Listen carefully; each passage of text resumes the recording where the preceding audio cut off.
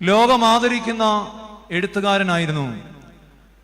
കൊളംബിയയിൽ നിന്നുള്ള സാഹിത്യത്തിനുള്ള നോബൽ സമ്മാനം ലഭ്യമായ ഗബ്രിയേൽ ഗാർസിയ മാർക്കസ് എന്ന് പറയുന്ന വിശ്വപ്രസിദ്ധനായ എഴുത്തുകാരൻ. അദ്ദേഹത്തിന്റെ വളരെ സുപരിചിതമായ ഒരു ഉദ്ധരണിയുണ്ട്. Life is not one live but what one remember and how one remember it in order to recount it. ലളിതമായി അതിന്റെ തർജ്ജമ ഇപ്രകാരം വേണമെങ്കിൽ പറയാം: ജീവിതം എന്ന് പറയുന്നത് ഒരാൾ ജീവിച്ചു തീർത്ത ഒരു കാലയളവിന് പറയുന്ന ഒരു പേരല്ല. ഒരാൾ ഇന്ന വർഷം മുതൽ ഇന്ന വർഷം വരെ ജീവിച്ചു, അതാണോ ജീവിതം? അതല്ല ജീവിതം. പിന്നെ എന്താണ് ജീവിതം? ജീവിതം എന്ന് പറയുന്നത് വൺ ഹു റിമെമ്പർ ഇറ്റ്. ആ ജീവിതത്തെ ഒരാൾ ഓർക്കുന്നത് എങ്ങനെയാണ്, പിന്നീട് ആ ജീവിതത്തെ പറ്റി കാലം ഓർക്കുന്നത് എങ്ങനെയാണ്. അതുപോലെ തന്നെ ഹൗ വൺ റിമെമ്പർ ഇറ്റ്, എങ്ങനെയാണ് ഒരാൾ ആ കാലത്തെ പറ്റി ഓർക്കുന്നത്, അയാളുടെ വികാരം എന്താണ്? In order to recount it. ലളിതമായി പറഞ്ഞാൽ ഒരാൾ വെറുതെ ജീവിച്ചു ചേർത്ത ഒരു കാലയളവിനെ അല്ല നാം ജീവിതം എന്ന് പറയുന്നത്. മറിച്ച് ഒരാൾ എങ്ങനെ ജീവിച്ചു എന്നും ആ ജീവിതത്തെ പറ്റി നാം എങ്ങനെയാണ് ഓർക്കുന്നതെന്നും എന്തിനാണ് ഓർക്കുന്നതെന്നുമുള്ള ഒരു ഗൗരവമുള്ള ഒരു സംഗതിയാണ് നാം ജീവിതം എന്നതുകൊണ്ട് അർത്ഥമാക്കുന്നത്. പ്രിയമുള്ളവരെ, അങ്ങനെയെങ്കിൽ അമ്മയുടെ ഓർമ്മയാണ് ഹൗ വൺ റിമെമ്പർ ഇറ്റ്. നമ്മൾ ഇന്ന് അമ്മയെ എങ്ങനെയാണ് ഓർക്കുന്നത്? ഇന്ന് അമ്മയെ എന്തിനാണ് ഓർക്കുന്നത്?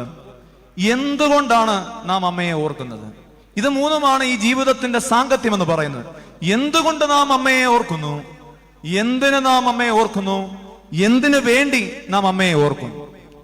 ഈ മൂന്ന് ചോദ്യത്തിനുമുള്ള ലളിതമായ ഒരു ഉത്തരം നമ്മുടെ സ്ലീബാ നമസ്കാരത്തിന്റെ സന്ധ്യാ നമസ്കാരം, അതിന്റെ യത്രോ പ്രാർത്ഥനയിൽ വളരെ ലളിതമായ ഒരു വരിയിൽ ഈ മൂന്ന് ചോദ്യത്തിനുമുള്ള ഉത്തരമുണ്ട് എന്ന് നമുക്ക് മനസ്സിലാക്കുവാൻ കഴിയും. ആ പ്രാർത്ഥന ഇപ്രകാരമാണ്: പരിശുദ്ധ കന്യകമറിയാമിന്റെയും സകല പരിശുദ്ധന്മാരുടെയും വിശ്വാസവും ജീവിതവും പരിമളധൂപം പോലെ അംഗീകരിച്ച കാരുണ്യവാനായ കർത്താവേ, അവരുടെ പ്രാർത്ഥനയിൽ ആശ്രയിച്ചുകൊണ്ട് അവരെ പോലെ നിനക്കിഷ്ടമുള്ളവരായി ജീവിക്കുവാൻ ഞങ്ങളെ സഹായിക്കണം.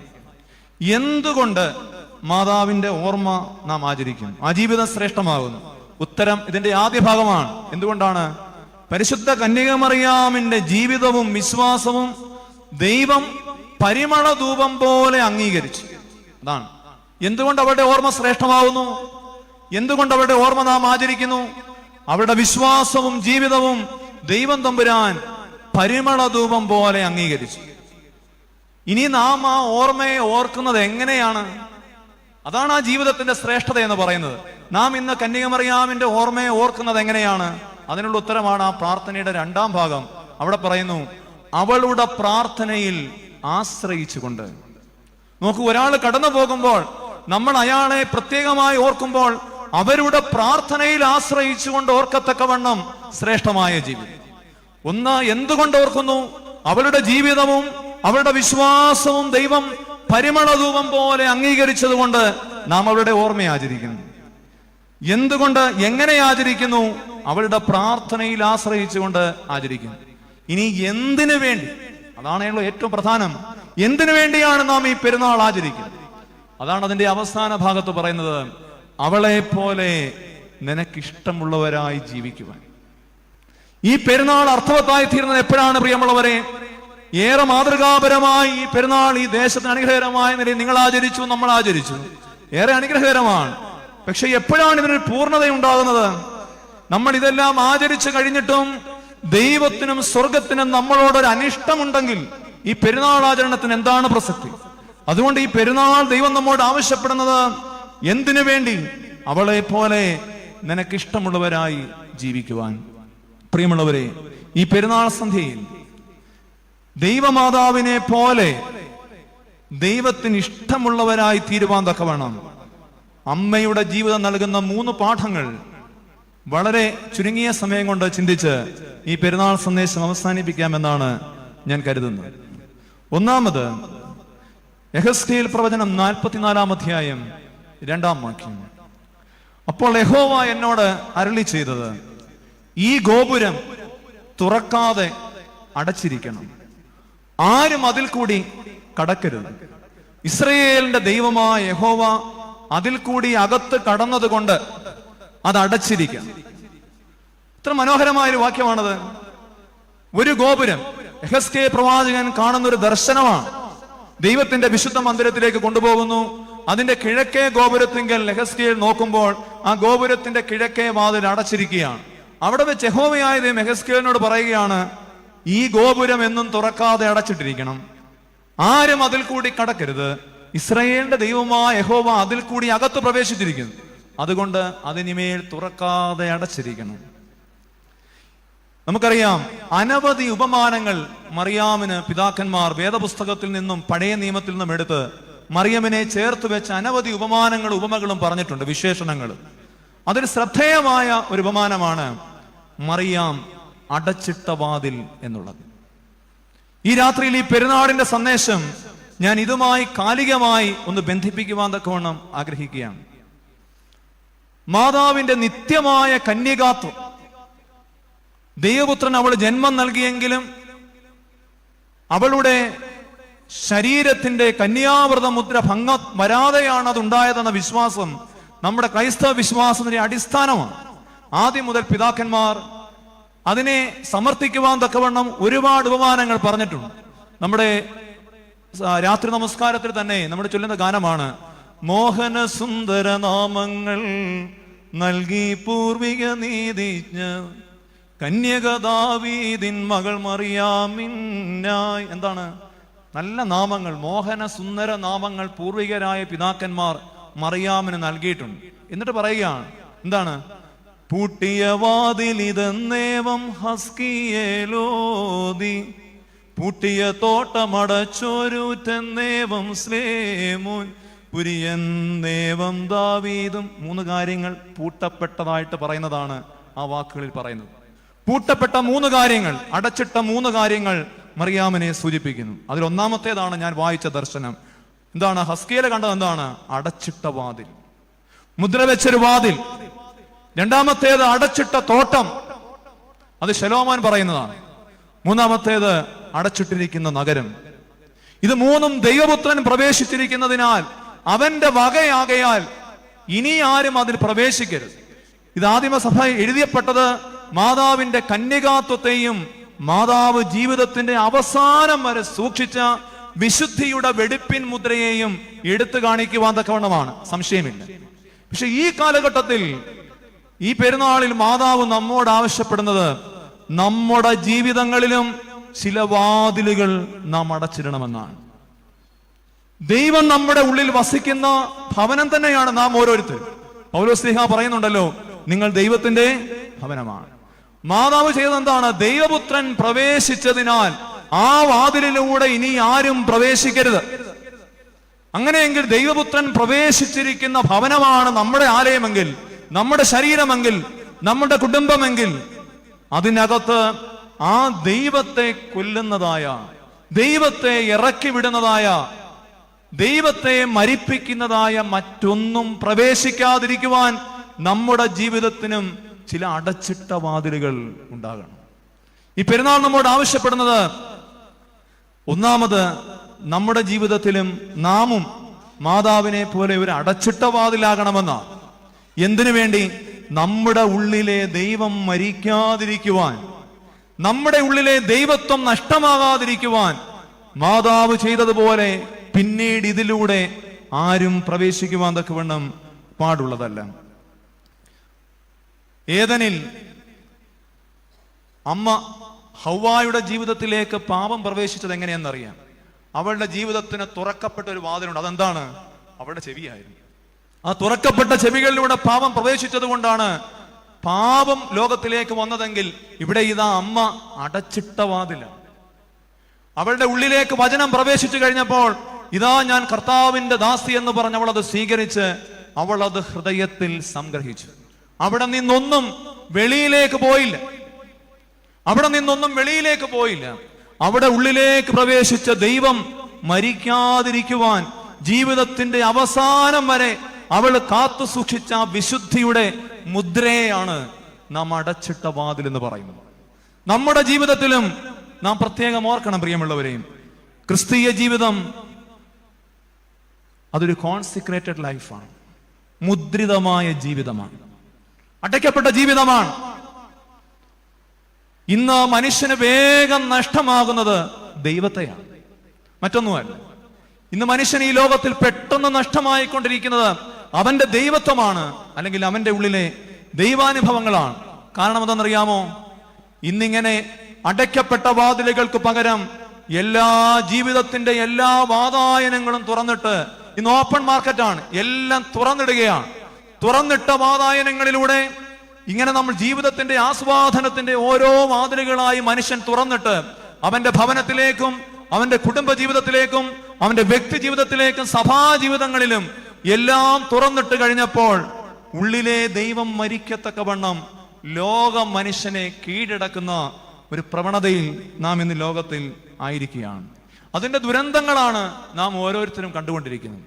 പക്ഷെ പ്രിയമുള്ളവരെ, ഈ ക്രിസ്തീയ ജീവിതം മുദ്രയിടപ്പെട്ടൊരു ജീവിതമാണ്. കുറെ കാര്യങ്ങൾ നാം അടച്ചിടണം. ചില വാതിലുകൾ നമ്മുടെ ജീവിതങ്ങളിൽ തുറക്കാൻ പാടില്ല. അടച്ചിടപ്പെടേണ്ട ക്രിസ്തീയ ജീവിതത്തിന്റെ ഒരു ഉടമ്പടി ജീവിതത്തിന്റെ മുദ്രിതമായ ജീവിതമാണ്. Christian life is A sealed life. അത് ചില കാര്യങ്ങൾക്ക് മുമ്പിൽ അടയ്ക്കപ്പെട്ട ജീവിതം തന്നെയാണ്. എല്ലാത്തിനും തുറന്നു കൊടുക്കുന്ന ജീവിതമാകരുത് ക്രിസ്തീയ ജീവിതം. അത് നമ്മെ മരണത്തിലേക്ക് കൊണ്ടുവന്ന് എത്തിക്കും. നമ്മുടെ കൗദാശിക ജീവിത അനുഭവങ്ങളിലെല്ലാം പിതാക്കന്മാർ ഈ ഒരു അനുഭവത്തെ പറ്റി മനോഹരമായി പ്രതിപാദിച്ചിട്ടുണ്ട്.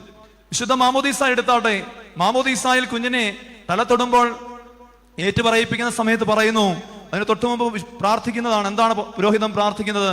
ഇത് പിശാചിന്റെ അധിവാസ സ്ഥലമല്ല, ദൈവത്തിന്റെ ആലയമാകുന്നു. അവസാനം പറയുന്നത്, അശുദ്ധാത്മാവേ നീ സമൂലം നിശേഷം നീങ്ങിപ്പോവുക, മത്സരിക്കരുതെന്ന് പറഞ്ഞ് ഈ ശിശുവിനെ ദൈവത്തിന്റെ ആലയമായി ഒരു അടയ്ക്കപ്പെട്ട വാതിലാക്കുകയാണ്, മുദ്ര വെക്കുകയാണ്. ആരുടെ മേലാണ് മുദ്ര വെക്കുന്നത്? ഒരു ഉടയവൻ ഉള്ളപ്പോൾ ഉടമ അടിമയുടെ മേലൊരു മുദ്ര വെക്കും. മാതാവ് സത്യത്തിൽ പറഞ്ഞ വാചകവും അത് തന്നെയാണ്. ഇതാ ഞാൻ കർത്താവിന്റെ ദാസിയാണ്. എന്റെ മേലുള്ള മുദ്ര ആരുടേതാണ്? ദൈവത്തിൻ്റെതാണ്. അതുകൊണ്ട് തന്നെ പിന്നീട് സാത്താൻ അവിടെ ജീവിതത്തിലേക്ക് കടന്നു വരാതിരിക്കുവാൻ മാതാവ് അടയ്ക്കപ്പെട്ട വാതിലായിരുന്നു. നമ്മുടെ ജീവിതങ്ങളിലും മാമോദീസായിൽ മുദ്രിതമായ ഒരു ജീവിതത്തിലേക്ക്, അടയ്ക്കപ്പെട്ട കാര്യങ്ങളുടെ ഒരു ജീവിതത്തിലേക്ക് നമ്മെ പ്രവേശിപ്പിച്ചതാണ് സഭയെന്ന് നാം ഓർക്കണം. പിന്നീട് ഈ സമൂലം നിശേഷം നീങ്ങിപ്പോവുക എന്ന്, മത്സരിക്കരുതെന്ന് പറഞ്ഞ് ഈ നമ്മുടെ ശരീരത്തിന്മേലുള്ള അധികാരത്തിൽ നിന്നും സഭ മാറ്റി നിർത്തിയ പിശാചിന് പിന്നെയും നമ്മുടെ ശരീരത്തിന്റെ വാതിലുകൾ തുറന്നു കൊടുത്തത് ആരാണ്? നമ്മുടെ മനസ്സിന്റെ വാതിലുകൾ തുറന്നു കൊടുത്തത് ആരാണ്? നമ്മുടെ ഹൃദയത്തിന്റെ വാതിലുകൾ തുറന്നു കൊടുത്തത് ആരാണ്? അവിടെയാണ് നമ്മുടെ ജീവിതങ്ങളിൽ പാപം പ്രവേശിച്ചു തുടങ്ങിയെന്ന് മനസ്സിലാക്കണം. പിന്നീട് ഇങ്ങോട്ട് മൂറോൻ അഭിഷേകത്തിന്റെ സമയം വരുമ്പോൾ നമുക്കറിയാം, കുഞ്ഞിനെ മൂറോൻ പൂശി ദൈവത്തിന്റെ ആലയമാക്കി മാറ്റുന്ന സമയത്ത് സാധാരണ ചൊല്ലുന്ന ഗീതം ദൈവം ചൊന്നാൻ അഹറോനെ പൂശുക എന്നുള്ളതാണ്. എന്നാൽ അതിന് പകരം ചൊല്ലുവാൻ ഒരു ഗീതം കൂടി അവിടെ കൊടുത്തിട്ടുണ്ട്. സാധാരണ നമ്മളത് ചൊല്ലാറില്ല. വളരെ മനോഹരമായ ചില ഉപദേശങ്ങളാണ്, ചില അനുഗ്രഹങ്ങളാണ് ആ കുഞ്ഞിന് ആ പാട്ടിലൂടെ നൽകുന്നത്. തവ ഹൃദയം ബലമാർന്നീടട്ടെ എന്നാണ് അത് തുടങ്ങുന്നത്. അതിനിടയ്ക്ക് മനോഹരമായ ഒരു വരിയുണ്ട്. അത് ഇപ്രകാരമാണ്: വഞ്ചന നിറയും മോഹരഹസ്യത്താൽ ജീർണിച്ചോന പൂർവ മനുഷ്യനെ വിദ്വേഷിക്കുക. വഞ്ചന നിറയും മോഹരസത്താൽ ജീർണിച്ചോന പൂർവ മനുഷ്യനെ വിദ്വേഷിക്കുക. അതാണ്. അപ്പൊ ഈ അടയ്ക്കപ്പെട്ട വാതിൽ എന്തുകൊണ്ട് അടച്ചു തന്നെ ഇടണമെന്നുള്ളതിന്റെ കാരണമാണ്. കുഞ്ഞിനോട് പറയുകയാണ്, വഞ്ചന നിറയുന്നതാണ് മോഹത്തിന്റെ രസം. അതിൽ വീണുപോയവനാണ് പൂർവ മനുഷ്യനായ ആദാം. അതുകൊണ്ട് വഞ്ചന നിറയുന്ന മോഹരസത്തിൽ വീണു പോകുന്ന ആ പൂർവ മനുഷ്യനെ നീ ഇതിനാൽ ഉപേക്ഷിക്കണം. മുദ്രിതമായ അടയ്ക്കപ്പെട്ട ജീവിതത്തിലേക്ക് നമ്മെ ഓരോരുത്തരെയും സഭ കൊണ്ടുവന്നതാണ്. മാതാവ് അവസാനം വരെയും ആ അടയ്ക്കപ്പെട്ട വാതിലായി നിന്നു. നാമോ നമ്മുടെ ജീവിതത്തിൽ എല്ലാ വാതിലുകളും തുറന്നിട്ട് പാപത്തിന് യഥേഷ്ടം കടന്നു വരുവാൻ തക്കവണ്ണമുള്ള അനുഭവത്തിൽ ജീവിക്കുകയാണെങ്കിൽ ഈ വിശുദ്ധിയുടെ മുദ്രയുടെ അടയ്ക്കപ്പെട്ട വാതിലുകളായി തീരുവാൻ മാതാവിന്റെ ഈ പെരുന്നാൾ നമ്മോട് ആവശ്യപ്പെടുകയാണ്. നമ്മുടെ ആധുനിക തലമുറ എല്ലാ വാതിലുകളും നമുക്കറിയാം, അവർ മുഴുവൻ സമയവും ഇന്ന് ഏകദേശം മുഴുവൻ സമയവും ഓൺലൈനിൽ തന്നെയാണ്. ഓരോന്ന് കയറുക, ഓരോ വിൻഡോസ് ആയിട്ട് ഓപ്പൺ ചെയ്യുകയാണ്, ഓരോ ജാലകങ്ങളാണ്. അവിടെ എന്ത് ചെയ്യും? ഇന്നും എല്ലാവരും ഇപ്പൊ ഓൺലൈൻ ക്ലാസ് ഒക്കെയാണ്. എല്ലാവരും ഓരോ മുറിക്കകത്തേക്ക് കയറി വാതിലടയ്ക്കും. അതുവരെ അടയ്ക്കപ്പെട്ട വാതിലാണ്. വാതിലടയ്ക്കും. ഈ വാതിൽ അടച്ചിട്ട വാതിലുകൾക്കകത്ത് മറിയാമിനെ പോലെ പാപം കടക്കാതിരിക്കുകയാണോ എന്ന് പരിശോധിക്കേണ്ടത് നാമാണ്. ഇതുവരെ അടച്ചിട്ട വാതിലാണ്. എല്ലാ ഭവനങ്ങളിലും ഇന്ന് ഓരോരുത്തരും മുറിക്കകത്ത് കയറി വാതിലടയ്ക്കുന്നു. പക്ഷെ അതിനകത്ത് പാപം അകലുകയാണോ, പാപം പെരുകുകയാണോ എന്ന് നാം അന്വേഷിക്കണം. ഈ അടുത്ത സമയത്ത് തന്നെ വളരെ ആകർഷിച്ച ഒരു സംഭവമുണ്ട്. വിപിൻ ചൂതംപറമ്പിൽ അച്ഛന്റെ ഞാൻ എന്ന് പറയുന്ന പുസ്തകത്തിൽ അച്ഛന് ഉണ്ടായ ഒരു അനുഭവം അച്ഛൻ രേഖപ്പെടുത്തിയിട്ടുള്ളതാണ്. അച്ഛൻ പറയുന്ന അനുഭവം ഇതാണ്. ഒരു ശവസംസ്കാരത്തിൽ പങ്കെടുക്കുവാൻ തക്കോണം പോയി. ഒരു വീട്ടിൽ അപ്പനും അമ്മയും ഏക മകളുമാണ്. മകൾക്ക് ഏതാണ്ട് 10-23 വയസ്സുണ്ട്. അപ്പോൾ ഈ കുട്ടി ഈ അപ്പന്റെ മൃതദേഹം വീട്ടിൽ വെച്ചിരുന്ന സമയത്തും അപ്പന്റെ മൃതദേഹത്തെ കെട്ടിപ്പിടിച്ച് അലമുറയിട്ട് കരയുകയാണ്. അവിടെ വെച്ച് ഒരുപാട് പേര് അവരെ ആശ്വസിപ്പിക്കുവാൻ ശ്രമിക്കുന്നുണ്ട്. പക്ഷെ അവൾക്കൊരു ആശ്വാസം ലഭിക്കുന്നു. മൃതശരീരം പള്ളിയിൽ കൊണ്ടുവന്നപ്പോഴും അതുപോലെ തന്നെ മുഖം മൂടാന്നേരവും ഈ കുഞ്ഞിനെ വളരെ കഷ്ടപ്പെട്ടാണ് അന്ത്യജപനം കൊടുക്കുന്ന സമയത്തൊക്കെ എല്ലാവരും പിടിച്ചു മാറ്റുന്നത്. അത് കഴിഞ്ഞ് കല്ലറയിൽ വന്നപ്പോഴും, കല്ലറ അടക്കം കഴിഞ്ഞ് എല്ലാവരും പോയപ്പോഴും അതിന്റെ മേൽ വീണ് കിടന്ന് ഈ പെൺകുഞ്ഞ് അലമുറയിട്ട് കരയുകയാണ്. അപ്പോൾ ഇവൾക്ക് കുറച്ചുകൂടി ഒരു ആശ്വാസം നൽകേണ്ടത് ആവശ്യമായി അച്ഛന് തോന്നിയതിനാൽ അച്ഛൻ അവളെ വിളിച്ച് മാറ്റിക്കൊണ്ട് പോയിട്ട് അവളെ ആശ്വസിപ്പിക്കുവാൻ തൊക്കെ ശ്രമിച്ചു. അപ്പൊ അവളുടെ ഈ സങ്കടത്തിന്റെ കാരണം അവൾ പറഞ്ഞു. ആ കാരണം ഇതാണ്. അപ്പൻ തലേ ദിവസമാണ് മരണപ്പെടുന്നത്. ആ തലേ ദിവസം, അതിന്റെ മുമ്പിലത്തെ ദിവസം രാത്രിയിൽ സന്ധ്യയ്ക്ക് ഇവള് കോളേജിൽ നിന്ന് വന്നു കഴിഞ്ഞ് വീടിന്റെ 2ാമത്തെ നിലയിലേക്ക് കയറിപ്പോയി. ഭക്ഷണം കഴിച്ച് 4 മണിയായ വൈകുന്നേരം 5 മണിയായപ്പോൾ കോളേജിൽ നിന്ന് വന്ന് ഒരു 6 മണിയൊക്കെ ആയപ്പോഴേക്ക് ഇവിടെ മുറിയിൽ കയറി ഇവള് കഥ കടച്ചു. താഴെ ഈ അപ്പനും അമ്മയും മാത്രമേ ഉള്ളൂ. അപ്പൻ ചില ഹൃദ്രോഗിയാണ്. അത് കഴിഞ്ഞാൽ ഇവള് ഭക്ഷണം കഴിക്കാനെന്ന് ഇറങ്ങി വന്നില്ല. ഈ പറഞ്ഞതുപോലെ മുകളിലത്തെ മുറിയിൽ അടയ്ക്കപ്പെട്ട വാതിലുകൾക്കകത്ത് അവൾ കമന്നു കിടന്ന് 2 ചെവിയിലേക്കും ഇയർഫോൺ തിരികി അവളുടെ ബോയ് ഫ്രണ്ടിനോട് ചാറ്റ് ചെയ്യുവാൻ തൊക്കെ തുടങ്ങി. ചാറ്റിംഗ് ഇങ്ങനെ രാത്രി തുടർന്നുകൊണ്ടിരുന്നു. അത് കഴിഞ്ഞ പാട്ട് കേട്ട് വലിയ ശബ്ദത്തിലാണല്ലോ ഇത് വെക്കുന്നത്. വെളിയിൽ ഇത് അറിയാതിരിക്കാൻ പാട്ടും വെച്ചിട്ടുണ്ട്. പാട്ട് വെച്ചിട്ട് ഇയർഫോൺ വെച്ച് ചാറ്റിംഗ് നടക്കുകയാണ്. ഇതിങ്ങനെ അകത്ത് മണിക്കൂറുകൾ നീളുകയാണ്. ഇതിനിടയ്ക്ക് വൈകുന്നേരം ഒരു 7-7:30 ആയപ്പോഴും ഈ അപ്പന് നെഞ്ചുവേദന താഴെ ഉണ്ടായി. അമ്മയ്ക്ക് സ്റ്റെപ്പൊന്നും കയറാൻ മേൽ, അമ്മ മാത്രമേ താഴെയുള്ളൂ. ഈ അപ്പൻ നെഞ്ചുവേദന വന്ന് താഴെ വീണു. ഈ അമ്മ കിടന്ന് നിലവിളിക്കുകയാണ്, മോളെ മോളെ. നമ്മൾ എങ്ങനെ കേൾക്കാനാണ്? അടയ്ക്കപ്പെട്ട വാതിലുകൾക്കകത്താണ്. വാതിലുകൾക്കകത്ത് ചെവിയിൽ ഇത് വെച്ചുകൊണ്ടിരിക്കുകയാണ്. അവൾ കേൾക്കുന്നില്ല, അറിയുന്നില്ല. അവസാനം അമ്മയുടെ ഫോണിൽ ആകെ വിളിക്കാൻ അറിയാവുന്ന നമ്പർ മോളെന്നുള്ളതാണ്. അവരവിടെ ഇരുന്നുകൊണ്ട് അപ്പനെ, നെഞ്ചുവേദന വന്ന് പിടയുന്ന അപ്പനെ തല മടിയിൽ വെച്ചുകൊണ്ട് ഈ മോൾ എന്ന നമ്പറിൽ വിളിച്ചു. അവളത് മേളിൽ നിന്ന് ചാറ്റ് ചെയ്യുന്നതിനിടയ്ക്കല്ലേ താഴെ അമ്മ ഇപ്പൊ ഭക്ഷണം കഴിക്കാൻ വിളിക്കുമായിരിക്കും വിചാരിച്ച് അവൾ അത് ഓരോ തവണയും റിജക്ട് ചെയ്തുകൊണ്ടിരുന്നു. ഈ അപ്പൻ ഈ അമ്മയുടെ മടിയിൽ കിടന്ന് പിടയുന്ന സമയത്ത് അവർ അലറിക്കൂവിട്ട് അയൽ വീട്ടുകാർ ഓടി വന്നു. അപ്പോഴേക്കും ഈ അപ്പന്റെ ജീവൻ പോയിരുന്നു. സ്വന്തം മകൾ മുകളിലത്തെ മുറിയിൽ അടയ്ക്കപ്പെട്ട വാതിലിന് പുറകിലുണ്ട്. അടയ്ക്കപ്പെട്ട വാതിലിന് പുറകിലുണ്ട്. അവളെ ബാക്കി എല്ലാവരുടെ വന്ന് തട്ടിയപ്പോൾ അവൾക്ക് ഏതാണ്ട് പന്തി കിടന്ന് താഴെ ഇറങ്ങി വന്നപ്പോൾ അപ്പൻ മരിച്ചു കിടക്കുകയാണ്. അവൾക്കത് സഹിക്കാൻ പറ്റിയില്ല. അപ്പൻ ഒരാഴ്ചയ്ക്ക് മുമ്പ് മേടിച്ചു കൊടുത്ത മൊബൈൽ ഫോണിലാണ് ഈ കസർത്ത് നടന്നുകൊണ്ടിരുന്നത്. അവൾക്കിത് സഹിക്കാൻ താങ്ങി. അപ്പൊ അപ്പനോട് ഇഷ്ടക്കുറവൊന്നും ഉണ്ടായിട്ടില്ല. പക്ഷെ ഈ പാപത്തിന്റെ മോഹങ്ങൾ, തുറന്നിട്ട വാതായനങ്ങൾ, തുറന്നിട്ട വാതിലുകളിലൂടെ കടന്ന പാപത്തിന്റെ അതിപ്രസരം, അവൾ ആ മൊബൈൽ എറിഞ്ഞു പൊട്ടിച്ചു. മാനസിക നില പറ്റിയ ഒരു മകളെ പോലെ അവിടെ കിടന്ന് വിലപിച്ചു. അതിന്റെ ദുഃഖത്തിലാണ് ഈ കുഞ്ഞ് ഈ അപ്പന്റെ മൃതദേഹം വിട്ട് മാറാതെ അവൾ പറഞ്ഞ എല്ലാ ആഗ്രഹങ്ങളും സാധിച്ചു കൊടുത്ത അപ്പന്. എന്നിട്ട് അവള് അവസാനം അച്ഛൻ അവളെ ആശ്വസിപ്പിച്ച് കടഞ്ഞപ്പോൾ അവൾ പറഞ്ഞു, വെളിയിലുള്ളവരല്ല ചാ, വീട്ടിനകത്തുള്ളവർ തന്നെയാണ് നമുക്കേറെ പ്രിയപ്പെട്ടവൻ. അടച്ചിട്ട വാതിലുകളായി മാറി എന്ന് പറയുമ്പോൾ നമ്മുടെ ഭവനത്തിലെ അടച്ചിട്ട വാതിലുകൾക്കകത്ത് പാപം പെരുകുന്നുണ്ടോ എന്ന് നാം ചിന്തിക്കണം. അടച്ചിട്ട വാതിലുകൾക്കകത്തല്ല ആയതുകൊണ്ടല്ല, ആക്ഷരികമായി നാം ദൈവത്തിന്റെ മന്ദിരമാകയാൽ നമ്മുടെ മനസ്സുകൾ, നമ്മുടെ ഇന്ദ്രിയങ്ങൾ മാതാവിന്റെ ജീവിതത്തിലുണ്ടായ വെടിപ്പിന്റെ മുദ്ര പോലെ നമ്മുടെ ജീവിതങ്ങളിലും കാത്തു സൂക്ഷിക്കുവാൻ നമുക്ക് കഴിയണം. വിശുദ്ധ മാമോദീസ അവസാനിക്കുമ്പോൾ ഏതാണ്ട് ഇപ്രകാരം എത്രോയിൽ പറയുന്നുണ്ട്, ഇവൻ ജീവങ്കലേക്ക് മുദ്ര കുത്തപ്പെടുകയും നിന്റെ ഭവനാവകാശത്തിന് എത്തിച്ചേരുകയും നിന്റെ കൽപ്പനകളെ പിന്തുടരുകയും ചെയ്യുമാറാകണമേ. മുദ്ര വെച്ച അടയ്ക്കപ്പെട്ട ജീവിതമാണ്, ദൈവത്തിന് വേണ്ടി മുദ്ര വെച്ച ജീവിതമാണ് ക്രിസ്ത്യാനി നയിക്കുന്നതെന്ന അവബോധത്തിലേക്ക് മാതാവിന്റെ ഈ പെരുന്നാൾ നമ്മെ മടക്കി കൊണ്ടുവരണം. ഈ ജീവിതം തുറന്നിട്ട വാതിലുകൾക്കനുസരിച്ച് ജീവിക്കുവാനുള്ളതല്ല, അടച്ചിട്ട വേലി കെട്ടിയ ഒരു ജീവിതമാണ് ഈ ജീവിതം എന്ന തിരിച്ചറിവ് നമുക്കുണ്ടാകണം. അപ്പത്തിനായുള്ള ദാഹം, ഏദനിലെ പാപം, ഏശാവിന്റെ പായസത്തോടുള്ള മോഹം, അവന്റെ ജ്യേഷ്ഠാവകാശത്തിന്റെ നഷ്ടം, ദാഹം, വിശപ്പ്, ദാഹം, ജഡീക സുഖങ്ങൾക്ക് വേണ്ടിയുള്ള ദാഹം. അതുകൊണ്ടാണല്ലോ കിണറിന്റെ അറ്റത്ത് വന്ന് 7 ഭർത്താക്കന്മാർ നിനക്കുണ്ടായിരുന്നു, ഇപ്പോഴുള്ളവൻ ഭർത്താവല്ല എന്ന് പറഞ്ഞു കഴിഞ്ഞിട്ടും ക്രിസ്തുവിന് ദാഹം തീർക്കാൻ വെള്ളം കൊടുത്തപ്പോൾ അവൻ പറയുന്നുണ്ടല്ലോ, ഈ വെള്ളം കുടിക്കുന്നവനൊക്കെയും പിന്നെയും ദാഹിക്കും. ലോകം ദാഹിച്ചുകൊണ്ടിരിക്കുന്നത് ഈ ജഡീക സുഖങ്ങൾക്ക് വേണ്ടിയും വേലിക്കെട്ടുകളില്ലാത്ത, പൂട്ടുകളില്ലാത്ത തുറന്നിട്ടൊരു ലോകത്തിന് വേണ്ടിയുമാണ്. പക്ഷെ ക്രിസ്തീയ ജീവിതം ചില കാര്യങ്ങൾ നമ്മോട് ആവശ്യപ്പെടുന്നു. മറിയാമിന്റെ ജീവിതം നമ്മളോട് പറയുന്നത്, ഈ ആത്മീയ ജീവിതത്തിൽ തീർച്ചയായും ദൈവത്തിന്റെ മുദ്രാങ്കിതമായ ഈ ജീവിതം നാം പൂർത്തീകരിക്കണമെങ്കിൽ നമ്മുടെ ജീവിതത്തിനും ചില അടച്ചിട്ട വാതിലുകൾ ഉണ്ടാകേണ്ടതാണ്. ഇന്ന് എത്ര കുഞ്ഞുങ്ങളാണ് കഞ്ചാവിന് അടിമപ്പെട്ട്, മയക്കുമരുന്നിന് അടിമപ്പെട്ട്, സ്കൂളിൽ പഠിക്കുന്ന കുഞ്ഞുങ്ങൾ മദ്യപിച്ചുകൊണ്ട് ക്ലാസ്സിലേക്ക് വരുന്ന സാഹചര്യങ്ങൾ. എത്രയോ കഥകളും സംഭവങ്ങളുമാണ് ഓരോ ദിവസവും, ഭയാനകമായ സംഭവങ്ങൾ. എത്രയോ ജീവിതങ്ങളാണ് ഈ കത്തിയുടെ മുനിയിലും അടുക്കളയുടെ തറയിലും ഒക്കെ ആയിട്ട് അവസാനിക്കുന്നത്.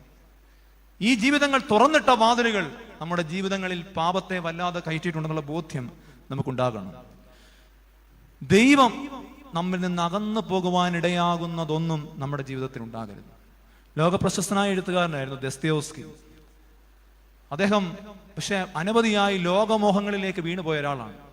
ഒരു ദിവസം രാവിലെ മുതൽ വയ്യോളം ചൂതുകളി കഴിഞ്ഞ് ഉള്ള സമ്പത്തെല്ലാം നശിപ്പിച്ച് വൈകിട്ട് ഒരു മദ്യശാലയിലേക്ക് അയാൾ കയറിപ്പോവുകയാണ്. മദ്യശാലയിലേക്ക് കയറിപ്പോകുമ്പോൾ അയാള് ചോദിക്കുന്നുണ്ട്, ഈ മദ്യഷാപ്പിന്റെ ഉടമ ദസ്തയേവ്സ്കിയോട് ചോദിക്കുന്നുണ്ട്, ഇന്ന് ആരും കൂട്ടാരും ഇല്ലേ? സാധാരണ അങ്ങനെയാണല്ലോ, ഇത് കമ്പനി അടിച്ചാണല്ലോ പോണത്, ഇന്ന് കൂടെ ആരും ഇല്ലേ ചോദിക്കുമ്പോൾ ദസ്തയേവ്സ്കി പറയുന്നൊരു മറുപടിയുണ്ട്, കൂടെ ഒരാൾ ഉണ്ടായിരുന്നു, പക്ഷെ ഞാൻ ഇതിനകത്തേക്ക് പ്രവേശിച്ചപ്പോൾ അയാൾ എന്നെ കൂട്ടുവിട്ട് മാറിപ്പോയി. പ്രിയമുള്ളവരെ, നമ്മളെ ദൈവം ഏൽപ്പിച്ച നിയോഗത്തിന്റെ വഴികളിൽ നിന്നുള്ള അബദ്ധസഞ്ചാരങ്ങളിലേക്ക് നാം പോകുമ്പോൾ തന്റെ കൂട്ടുവിട്ടുപോയ ആ ആൾ ക്രിസ്തുവാണെന്ന് ദസ്തയേവ്സ്കി പിന്നീട് തിരിച്ചറിയുന്നുണ്ട്. നമ്മുടെ ജീവിതങ്ങളിലും നമ്മുടെ നിയോഗ വഴികളെ ഉപേക്ഷിച്ചു പോകുവാൻ തക്കവണ്ണം നമുക്ക് അവകാശമില്ല. തുറക്കപ്പെട്ട വാതിലുകൾ പാപത്തിലേക്ക് നമ്മളെ വീഴിക്കുന്നുവെങ്കിൽ അവിടെ നിന്ന് ഓടി മാറുവാൻ തക്കവണ്ണം നമുക്ക് കഴിയേണ്ടത് ആവശ്യമാണ്. യെശയ്യാ പ്രവചനം 59-ാം അധ്യായം 11 മുതൽ 15 വരെയുള്ള വാക്യങ്ങൾ. അവിടെ രക്ഷയ്ക്ക് വേണ്ടി കാത്തിരിക്കുന്ന ഇസ്രായേൽ ജനം പിന്നീട് പറയുകയാണ്, അത് അവർക്ക് ലഭിക്കുന്നില്ല. രക്ഷയ്ക്കായി ഞങ്ങൾ കാത്തിരിക്കുന്നു, എന്നാൽ അത് ഞങ്ങളോട് അകന്നിരിക്കുന്നു. നമ്മളെല്ലാവരും ഇന്നൊരവസ്ഥയിലാണ്. രക്ഷിക്കപ്പെടുവാൻ നമ്മൾ ആഗ്രഹിക്കുന്നു, പക്ഷെ രക്ഷ നമ്മളോട് അകന്നിരിക്കുന്നു. പക്ഷെ ഇസ്രായേൽ ജനം ഇവിടെ അതിന്റെ കാരണം പറയുന്നുണ്ട്. ഞങ്ങളുടെ അതിക്രമങ്ങൾ നിന്റെ മുമ്പാകെ പെരുകിയിരിക്കുന്നു, ഞങ്ങളുടെ പാപങ്ങൾ ഞങ്ങൾക്ക് വിരോധമായി സാക്ഷീകരിക്കുന്നു, ഞങ്ങളുടെ അതിക്രമങ്ങൾ ഞങ്ങൾക്ക് ബോധ്യമായിരിക്കുന്നു. അത് കഴിഞ്ഞിട്ട് 13-ാം വാക്യത്തിന് അതിക്രമങ്ങൾ എന്താണെന്ന് ജനം തിരിച്ചറിഞ്ഞ് പറയുന്നുണ്ട്. എന്തൊക്കെയാണ്? അതിക്രമം ചെയ്ത് യഹോവയെ നിഷേധിക്കുക, ഞങ്ങളുടെ ദൈവത്തെ വിട്ടുമാറുക, പീഡനവും മത്സരവും സംസാരിക്കുക, വ്യാജവാക്കുകളെ ഗർഭം ധരിച്ച് ഹൃദയത്തിൽ നിന്ന് ഉച്ചരിക്കുക എന്നിവ തന്നെ. ഇത് പാപം തുറന്നിട്ട വാതിലുകളിലൂടെ അകത്ത് പ്രവേശിക്കുമ്പോഴുള്ളതാണ്. അതിക്രമം ചെയ്ത് ദൈവത്തെ നിഷേധിക്കുന്ന സമൂഹം, പീഡനവും മത്സരവും സംസാരിക്കുന്ന സമൂഹം, വ്യാജവാക്കുകളെ ഗർഭം ധരിച്ച് ഹൃദയത്തിൽ നിന്ന് ഉച്ചരിക്കുന്ന സമൂഹം. തുടർന്ന് പറയുകയാണ്, അങ്ങനെ ന്യായം പിന്മാറി നീതി അകന്നു നിൽക്കുന്നു, സത്യം വീതിയിൽ ഇടറുന്നു, നേരിന് കടപ്പാൻ കഴിയുന്നതുമില്ല, സത്യം കാണാതെയായി. ഈ സമൂഹം ഇങ്ങനെ പോകുമ്പോൾ, തുറക്കപ്പെട്ട വാതിലിലൂടെ പാപമകത്തേക്ക് പ്രവേശിച്ചു കഴിയുമ്പോൾ എന്തു പറ്റും? സത്യം വഴിയിലിടറി വീഴും, നീതിക്കും ന്യായത്തിനും അകത്തേക്ക് കടക്കുവാൻ കഴിയുകയും സത്യം കാണാതെയാകുന്ന ഒരു ലോകം നമ്മുടെ മുമ്പിൽ ഉണ്ടാകും. പ്രിയമുള്ളവരെ, നമ്മുടെ ജീവിതത്തിന് അടയ്ക്കപ്പെട്ട ചില വാതിലുകൾ ഉണ്ടാകാം. വിവാഹ ജീവിതം എത്രയോ പരിശുദ്ധമായൊരു ജീവിതമാണ്. നമ്മുടെ ആരാധനാ രീതി നോക്കുമ്പോൾ വിവാഹ ജീവിതവും മുദ്രയിടപ്പെട്ട അടയ്ക്കപ്പെട്ടൊരു ജീവിതമാണ്. പിതാക്കന്മാർ വളരെ മനോഹരമായി ആ പ്രാർത്ഥനകൾക്കിടയിൽ അതിങ്ങനെ രേഖപ്പെടുത്തി വെച്ചിട്ടുണ്ട്. വിവാഹ കൂദാശയിൽ പ്രത്യേകമായ പ്രാർത്ഥനയിൽ പറയുന്നുണ്ടല്ലോ, സ്വർഗീയ മണവാളനായ മശിഹ തന്റെ യഥാർത്ഥ മണവാളത്വത്താൽ നിന്റെ മണവാളത്വത്തിന് മുദ്രയിടട്ടെ. മുദ്രയിടപ്പെട്ട ജീവിതമാണ്. ക്രിസ്തുവിന്റെ മണവാളത്വത്തോട് ചേർന്ന് മുദ്രയിടപ്പെട്ട മണവാളനും മണവാട്ടിയും. അവർക്ക് ഈ വേലിക്കെട്ടുകൾ, ഈ അതിരുകൾ പൊളിച്ച് ജീവിക്കുവാൻ അവകാശമില്ല. ക്രിസ്തീയ ജീവിതത്തിന്റെ അതിരുകൾ, ആത്മീയതയുടെ അതിർവരമ്പുകൾ ഇല്ലാത്തൊരു ജീവിതം നയിക്കുവാൻ ക്രിസ്തീയ മണവാളിനും മണവാട്ടിക്കും അവകാശമില്ല. മഹിമയേറിയ വെടിപ്പിൻ മുദ്ര കൊണ്ട് അലങ്കരിക്കപ്പെട്ടവരാണ് നമ്മൾ. വിവാഹ ജീവിതത്തിന്റെ പ്രാർത്ഥനകളിലുള്ളതാണ്. വ്രതനിഷ്ഠയും വെടിപ്പുമുള്ള ആത്മാക്കളായി നയിക്കേണ്ട ഒന്നാണ് എന്ത്? ദാമ്പത്യ ജീവിതം. ഇന്നോ 1 വർഷം 300-ലധികം വിവാഹമോചനങ്ങൾ സഭയിൽ നൽകുന്നു. എത്രയോ അധികമാണ് ഇന്ന് വർദ്ധിച്ചു വരുന്ന വിവാഹമോചനങ്ങളും ഭവനത്തിനകത്തെ കൊലപാതകങ്ങളും. പങ്കാളി ഉള്ളപ്പോൾ തന്നെ കാമുകനോടൊപ്പം ജീവിക്കുവാൻ വീട്ടിലെ 6 പേരെ കൊല്ലുന്ന സംഭവങ്ങൾ. എത്ര അനുഭവങ്ങൾ നമ്മൾ ജീവിതത്തിൽ വായിക്കുന്നു. ഭവനത്തിൽ അടച്ചിടേണ്ട വാതിലുകൾ തുറന്നിടേണ്ട വാതിലുകൾ അടച്ചിടുകയും ചെയ്തതിന്റെ പരാജയമാണ്.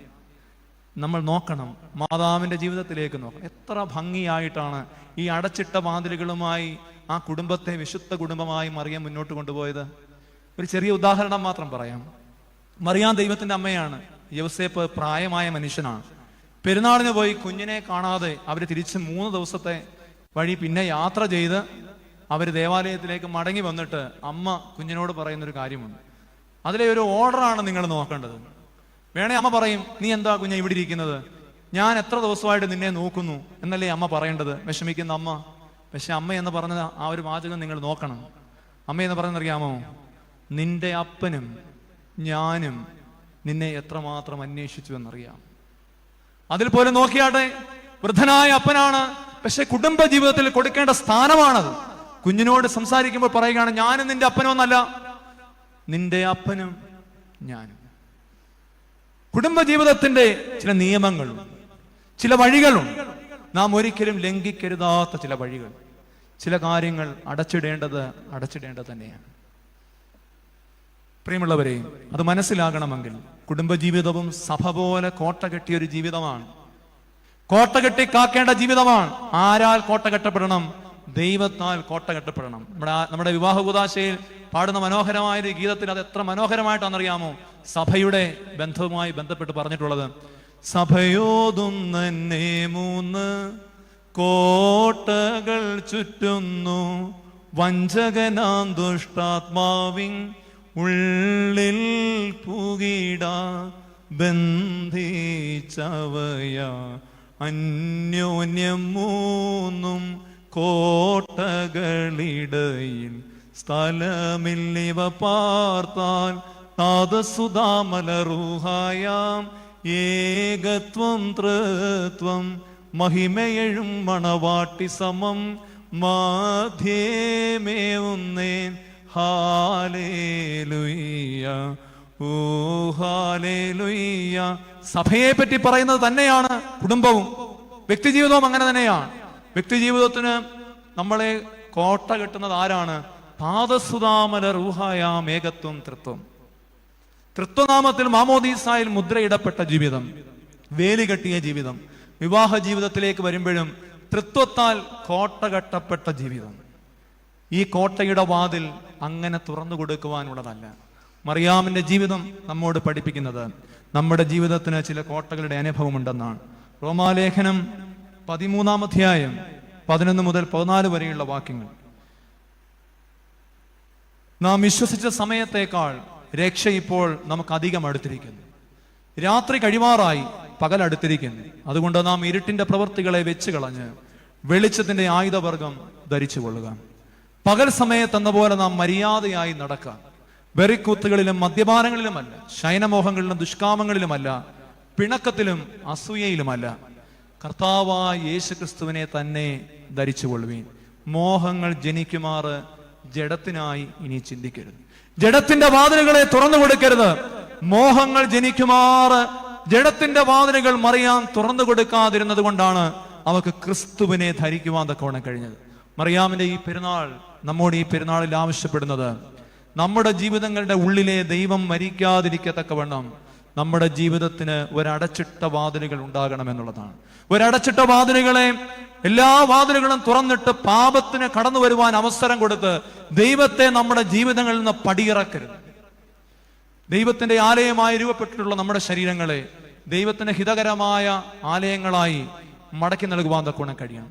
മറിയാം അവരുടെ ഉള്ളിൽ ചില വാതിലുകൾ അടച്ചിട്ടത് കൊണ്ട് അവരുടെ ഉള്ളിൽ കൃപയും സത്യവും വിശുദ്ധിയും നിറയുകയും അവൾ ദൈവപുത്രന് ജന്മം നൽകുകയും ചെയ്തു. അതുകൊണ്ടാണ് അടയ്ക്കപ്പെട്ട വാതിലായിരുന്നവൾക്ക് പിന്നീട് ഒരു വിശേഷണം ലഭിക്കുന്നത്, അവൾ സ്വർഗത്തിന്റെ വാതിലാകും. ജീവിതത്തിൽ ചില അടയ്ക്കപ്പെട്ട വാതിലുകളുള്ള മനുഷ്യരാണ് നമുക്ക് സ്വർഗം സമ്മാനിക്കുന്നത്. മാതാവ് അവളുടെ ജീവിതത്തിൽ പാലിച്ച അടച്ചിട്ട വാതിലുകളുടെ അനുഭവം അവളെ സ്വർഗത്തിന്റെ വാതിലാക്കി തീർത്തു. ഈ പെരുന്നാളിൽ മറിയം നമ്മോട് ആവശ്യപ്പെടുന്നത് നമ്മുടെ ജീവിതത്തിന് ചില അടച്ചിട്ട വാതിലുകൾ ഉണ്ടാകണമെന്നും അങ്ങനെ സ്വർഗത്തിന്റെ വാതിലുകളായി നാം രൂപപ്പെടണമെന്നുമാണ്.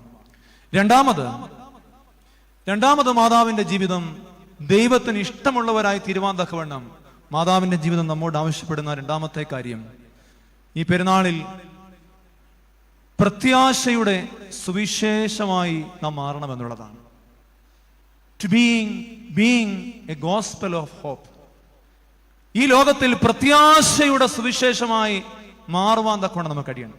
മാതാവിന്റെ ജീവിതം ദൈവത്തിന് ഇഷ്ടമായി തീർന്നതിന്റെ കാരണം അവളുടെ ജീവിതം അനേകർക്ക് പ്രത്യാശ നൽകിയ, പ്രത്യാശയുടെ സുവിശേഷമായി മാറിയ ജീവിതമായിരുന്നു എന്നാണ്. ആദ്യം പറഞ്ഞത് അവൾ അടയ്ക്കപ്പെട്ട വാതിലാണെങ്കിൽ, ഞാൻ അതിനോട് ചേർത്ത് ഇവിടെ ഒരു കാര്യം പറയാം. ഇവിടെ ഇവൾ അനേകരുടെ സങ്കടങ്ങൾക്ക് മുമ്പിൽ തുറക്കപ്പെട്ടൊരു ഹൃദയമുള്ളവളായിരുന്നു എന്നുള്ളതാണ്. ഒന്നാമത് അവിടെ ജീവിതത്തിന് അടയ്ക്കപ്പെട്ട അനവധി വാതിലുകൾ ഉണ്ടായിരുന്നു എന്ന് പറയുമ്പോൾ അതേ സമയത്ത് തന്നെ സങ്കടങ്ങൾക്ക് മുമ്പിൽ തുറക്കപ്പെട്ടൊരു ഹൃദയമുള്ളവളായിരുന്നു മറിയം.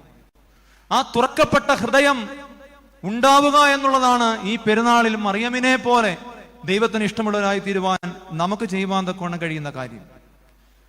അപരന്റെ നിശബ്ദമായ സങ്കടങ്ങളെ കേൾക്കുവാനുള്ള ഒരു കാതുണ്ടാകണം, അവരെ കരുതുവാനുള്ള ഒരു ഹൃദയവും ഉണ്ടാകണമെന്ന് മാതാവ് ആവശ്യപ്പെടുകയാണ്. കാനാവിലെ വിരുന്ന് ഒരുപാട് പേരുണ്ടായിരുന്നല്ലോ. പക്ഷെ അവിടെ വേറെ ആരും അവരുടെ രഹസ്യമായ ഈ സങ്കടത്തെ കണ്ടു എന്നവിടെ പറയുന്നില്ല, തിരിച്ചറിഞ്ഞു എന്ന് പറയുന്നില്ല. ആരോടും പറയാനാവാത്ത വിധം അവർ ഉള്ളിൽ കൊണ്ടു നടന്ന ഒരു സങ്കടത്തെ തിരിച്ചറിയാനുള്ള ഒരു ഹൃദയവും അത് മനസ്സിലാക്കാനുള്ള ഒരു കാതും മറിയമിനുണ്ടായി എന്നുള്ളതാണ്. പ്രിയമുള്ളവരെ, ഈ ഒരു കാഴ്ച, ഈ ഒരു കേൾവി നമുക്ക് പകർന്നു നൽകുന്നത് അവരുടെ ഉള്ളിലുള്ള അനുകമ്പയുടെ സുഗന്ധത്തെയാണ്, കരുണയുടെ ആർദ്രതയുടെ സുഗന്ധത്തെയാണ്. കാരണം സങ്കടങ്ങൾ അമ്മയുടെ കൂടപ്പുറപ്പായിരുന്നു. അതുകൊണ്ടാണ് അവൾക്കത് തിരിച്ചറിയാൻ പറ്റിയത്. നോക്കിയാട്ടെ, സത്രത്തിൽ ഗർഭിണിയായ ഒരു സ്ത്രീ ഇടം ചോദിച്ചു പോയപ്പോൾ അവിടെ ഉണ്ടായ തിരസ്കരണം, അവൾ എത്രമാത്രം അവളുടെ ആ സങ്കടം ഒന്ന് കാണാൻ അവിടെ ആരും ഉണ്ടായിരുന്നു. അപ്പോൾ ആരോടും പറയാനാവാത്ത സങ്കടം ഉള്ളിൽ പേറുന്നതിന്റെ ദുഃഖം അനുഭവിച്ചവളാണ് ആര്? മറിയം. അതുകൊണ്ടാണ് ആരോടും പറയാനാവാത്തൊരു വേദന അവൾക്ക് മനസ്സിലായത്. പക്ഷെ താൻ കടന്നുപോയ പങ്കുവെക്കാനാവാത്ത വേദനയുടെ നീറനുഭവങ്ങൾ മറ്റാർക്കും ഉണ്ടാകരുതെന്നുള്ളൊരു മനസ്സാർക്കുണ്ടായി? മറിയമിനുണ്ടായി. പെരുമ്പടവം ശ്രീധരൻ മലയാളം ആദരിക്കുന്ന, ലോകം ആദരിക്കുന്ന മലയാള എഴുത്തുകാരനാണ്. അതിനൊരു കഥയുണ്ട്, രണ്ട് സങ്കടങ്ങൾ കൂട്ടിമുട്ടുമ്പോൾ. അതിൽ ഇപ്രകാരം ഒരു വരിയുണ്ട്: സങ്കടങ്ങൾക്ക് അങ്ങനെ എന്തെല്ലാമോ ഉണ്ട്, അത് മനുഷ്യർക്കിടയിലെ അകൽച്ചകൾ ഇല്ലാതാക്കും. രണ്ട് സങ്കടങ്ങൾ കൂട്ടിമുട്ടുന്ന നിമിഷം വിശുദ്ധമായ ഒന്നാണ്. സത്യത്തിൽ മറിയം ഒരുപാട് സങ്കടങ്ങൾ പേറിയിരുന്നവളാണ്.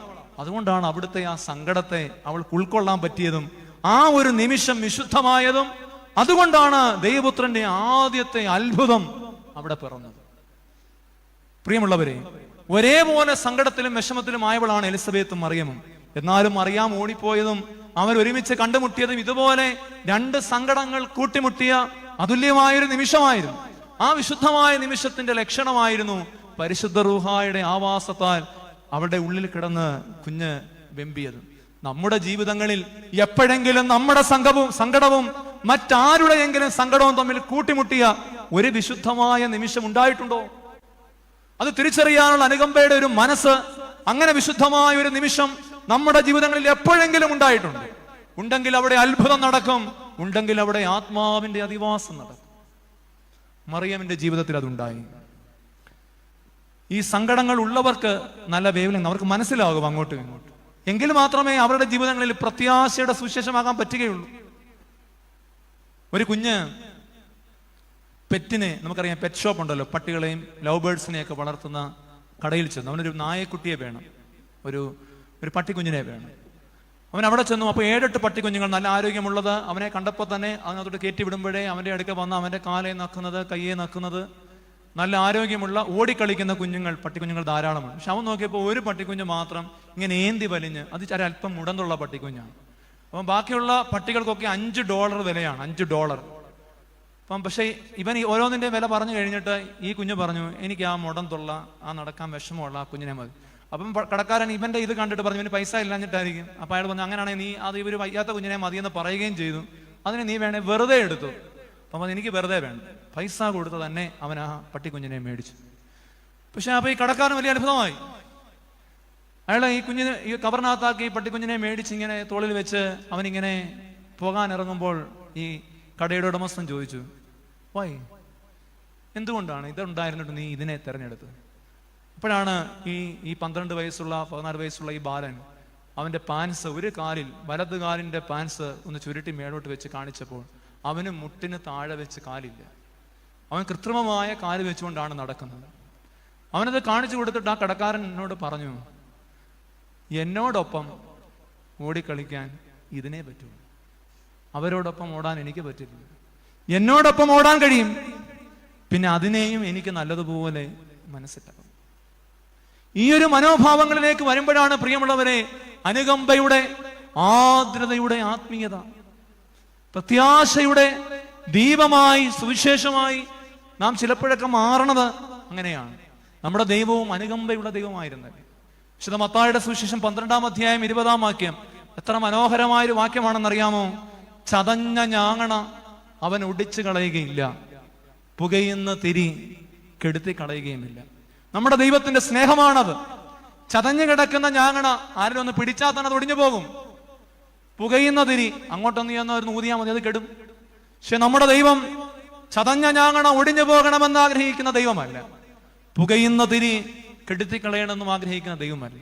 ചതഞ്ഞതിനെയും മുറിവേറ്റതിനെയും ഒക്കെ മുറിവ് വെച്ച് കെട്ടുന്ന സ്നേഹവാനായ, ആദരവാനായ ഒരു ദൈവമാണ്. ഈ കൊറോണ കാലത്ത്, ഈ പ്രതിസന്ധിയുടെ കാലത്ത്, ഈ കെടുകാലത്ത് നമ്മൾ ഒരുപാട് പ്രതിസന്ധികളിലൂടെ മനുഷ്യർ കടന്നു പോകുമ്പോൾ സത്യത്തിൽ സത്യമായുള്ളത് വിഷമങ്ങളും രോഗങ്ങളും ദുരിതങ്ങളും മാത്രമാണെന്ന് ഒരു വലിയ സമൂഹം ചിന്തിക്കുമ്പോൾ, ഒരു വലിയ പറ്റം മനുഷ്യർ നിസ്സഹായരായി ദുരന്തങ്ങളിലേക്കും ആത്മഹത്യകളിലേക്കും വീണു പോകുന്ന ഒരു കാലത്ത് സഭയ്ക്ക് ചെയ്യുവാനുള്ളത്, ഓരോ വിശ്വാസിക്കും ചെയ്യുവാനുള്ളത്, അമ്മയുടെ പെരുന്നാൾ നോക്കുന്ന എൻ്റെ ഈ ശബ്ദം കേൾക്കുന്ന ഓരോരുത്തർക്കും ചെയ്യാനുള്ളത്, ആരുടെയെങ്കിലും ജീവിതത്തിൽ, ഈ ലോകത്തിൽ നിന്ന് കടന്നു പോകുന്നതിന് മുമ്പ് ഒരാളിൻ്റെയെങ്കിലും ജീവിതത്തിൽ അവന്റെ ജീവിതത്തെ ഒന്ന് പിടിച്ചു നിർത്തുവാൻ തക്കോണം കഴിയുന്ന പ്രത്യാശയുടെ സുവിശേഷമാകുവാൻ, എ ഹാൻഡ് ഓഫ് ഹോപ്പ്, പ്രത്യാശയുടെ ഒരു കരമാകുവാൻ നിനക്ക് കഴിയുമ്പോൾ നീ അവന്റെ ജീവിതത്തിൽ അമ്മയായി മാറുകയാണ്. നീ അവന്റെ ജീവിതത്തിൽ ഒരു കന്യകമറിയാം അമ്മയായി മാറുകയാണെന്ന ബോധ്യമുണ്ടാകണം. നല്ല ശമരിയാക്കാരന്റെ കഥയിൽ അവസാനം അവനെ എടുത്തോണ്ട് പോയി എന്നുള്ളതൊക്കെ നിൽക്കട്ടെ, പക്ഷെ ആ മനുഷ്യന്റെ ഒരു വലിയ മനസ്സുണ്ടല്ലോ, അവന്റെ ജീവിതത്തിൽ സ്വർഗത്തിൽ കൂട്ടിവെച്ചൊരു നിക്ഷേപം എന്താണെന്നറിയാമോ? 2 വെള്ളിക്കാശാണെന്ന് ഞാൻ പറയും. പിറ്റേ ദിവസം രാവിലെ അവിടുന്ന് പോകുമ്പോൾ അവൻ ആ വഴിയമ്പലക്കാരനെ വിളിച്ച് 2 വെള്ളിക്കാശ് കൂടി കൊടുത്തു. അവന് വേണ്ടുന്നത് ഇനി എന്തായാലും നീ ചെയ്തു കൊടുക്കണം. ഈ 2 വെള്ളിക്കാശാണ് നമ്മുടെ ജീവിതത്തിൽ, അവന്റെ ജീവിതത്തിൽ പ്രത്യാശയുടെ സുവിശേഷമെന്ന് ഞാൻ പറയും. ഇന്നത്തെ കാലം എല്ലാം വെട്ടിപ്പിടിക്കാനുള്ള ഒരു പ്രതീതിയിൽ നാം എല്ലാവരും ഓടുന്ന കാലമാണ്. അതിനിടയ്ക്ക് അവരന്റെ സങ്കടങ്ങൾ കേൾക്കുവാൻ ആർക്കാണ് നേരം? അതുകൊണ്ട് തന്നെ ഇങ്ങനെ സങ്കടപ്പെടുന്ന ഒരു വലിയ സമൂഹമുള്ളപ്പോൾ നാം ഓർക്കണം, നാം കെട്ടിപ്പൊക്കുന്നതെല്ലാം ഈ അവരന്റെ സങ്കടങ്ങളിൽ മേൽ കെട്ടിപ്പൊക്കുന്നതാണ്.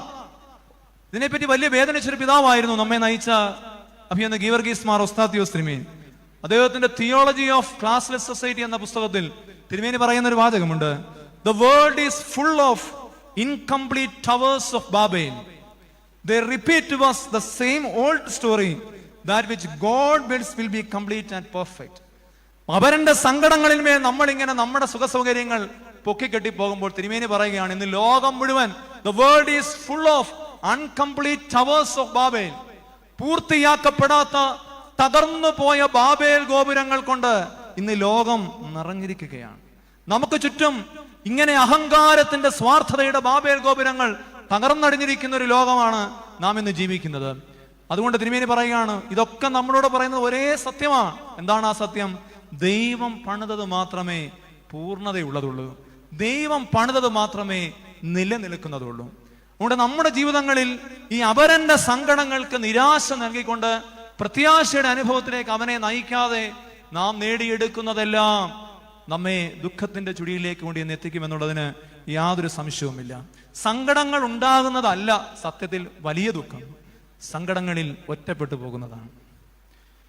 ആരെങ്കിലും ഒന്ന് കൂടെ ഉണ്ടെങ്കിൽ ഏത് സങ്കടവും നമുക്ക് താങ്ങാവുന്നതാണ്. അതുകൊണ്ടാണ് ഈ ആറ്റൂർ രവിവർമ്മയുടെ ഒരു കവിതയുണ്ട്, ഏകാന്തതയുടെ ദുഃഖം. ഇതിൽ അദ്ദേഹം പറയുന്ന ഇപ്രകാരമാണ്: ഒപ്പം നടക്കാനില്ലാരും, ഇല്ലെങ്ങും ചെന്നു ചേരുവാൻ, ചെയ്യുവാൻ ഒന്നുമില്ല നീ കടൽക്കരയിലെത്തി ഞാൻ, ഒരാഹ്ലാദം പകർന്നിടാൻ, ഒരു ദുഃഖമിറക്കുവാൻ, ഓർത്തിടുവാൻ മറക്കുവാനുമില്ലാതിവിടെത്തി ഞാൻ. ഒന്നും ഓർക്കാനുമില്ല, ഒന്നും മറക്കാനുമില്ല, ഒപ്പം നടക്കാനും ആരുമില്ല, എങ്ങും പോകുവാനുമില്ല, ഒന്നും ചെയ്യുവാനുമില്ലാത്ത വണ്ണം ഏകാന്തതയുടെ ദുഃഖത്തിൽ ആത്മഹത്യയിലേക്ക് വീണുപോകുന്ന എത്രയോ കുടുംബങ്ങളുടെ കഥകൾ, സംഭവങ്ങൾ, വാർത്തകൾ നമ്മെ ഭീതിപ്പെടുത്തുന്ന വണ്ണം വന്നുകൊണ്ടിരിക്കുന്ന ഒരു കാലഘട്ടത്തിൽ ഈ ഏകാന്തതയുടെ മധ്യത്തിൽ ആരുടെയെങ്കിലും ജീവിതത്തിൽ ഒരു പ്രത്യാശയുടെ തിരിതെളിക്കുവാൻ തക്കവണ്ണം ഈ പെരുന്നാളിൽ അമ്മ നമ്മോട് ആവശ്യപ്പെടുകയാണ്. ലയണൽ മെസ്സി, നിങ്ങൾക്കറിയാം, ഫുട്ബോള് കളിക്കുന്ന അറിയുന്ന കുഞ്ഞുങ്ങൾക്കെല്ലാം അറിയാവുന്ന, ലോകത്തിൽ ഫുട്ബോളിന്റെ മെഷിഹ എന്ന് വരെ പ്രകീർത്തിക്കപ്പെടുന്ന, ലോകത്തിലെ ഏറ്റവും സമ്പന്നനായ ഒരുപക്ഷെ ഫുട്ബോളർ എന്ന് പറയാം. ആയിരക്കണക്കിന് ഡോളർ ഓരോ വർഷവും പ്രതിഫലമായി ലഭിക്കുന്ന ഫുട്ബോൾ താരമാണ് ഇന്ന്. അദ്ദേഹത്തിന്റെ ജീവിതത്തെ പറ്റി പറയുന്ന ഒരു കാര്യമുണ്ട്. 11ാമത്തെ വയസ്സിൽ അസ്ഥികൾ ക്ഷയിക്കുന്ന രോഗം വന്നൊരു കുഞ്ഞായിരുന്നു. പക്ഷെ അതിനു മുമ്പേ ഫുട്ബോളിൽ ഈ കുഞ്ഞിന്റെ പ്രതിഭ തിരിച്ചറിഞ്ഞ ഒരു ലോകം അവിടെ ഉണ്ടായിരുന്നു. പക്ഷെ 11ാം വയസ്സിൽ കളി തുടങ്ങിയ കുഞ്ഞിന് അസ്ഥി ക്ഷയിക്കുന്ന രോഗം മൂലം പിന്നീട് കളിക്കാൻ പറ്റിയില്ല. പക്ഷെ അന്ന് ആ മനുഷ്യന്റെ ജീവിതത്തിൽ ഒരു പ്രത്യാശയുടെ കരവുമായി വന്നത് ബാഴ്സലോണയിലെ സ്പോർട്സിന്റെ ഡയറക്ടറായിരുന്നു. അദ്ദേഹത്തിന് രോഗമൊക്കെ മാറി, ഇന്ന് ലോകമറിയുന്ന കളിക്കാരനായി അദ്ദേഹം മാറി. പക്ഷെ അന്ന് അദ്ദേഹത്തിന്റെ ജീവിതത്തിൽ ഉണ്ടായ ഒരു പ്രത്യാശയുടെ കരം മെസ്സി മറന്നില്ല. അനവധി സമ്പത്തും കോടിക്കണക്കിന് സമ്പാദ്യവുമായപ്പോൾ അദ്ദേഹം ഒരു മെസ്സി ഫൗണ്ടേഷൻ സ്ഥാപിച്ചു. ആ മെസ്സി ഫൗണ്ടേഷൻ ചെയ്യുന്ന എന്താണെന്നറിയാമോ?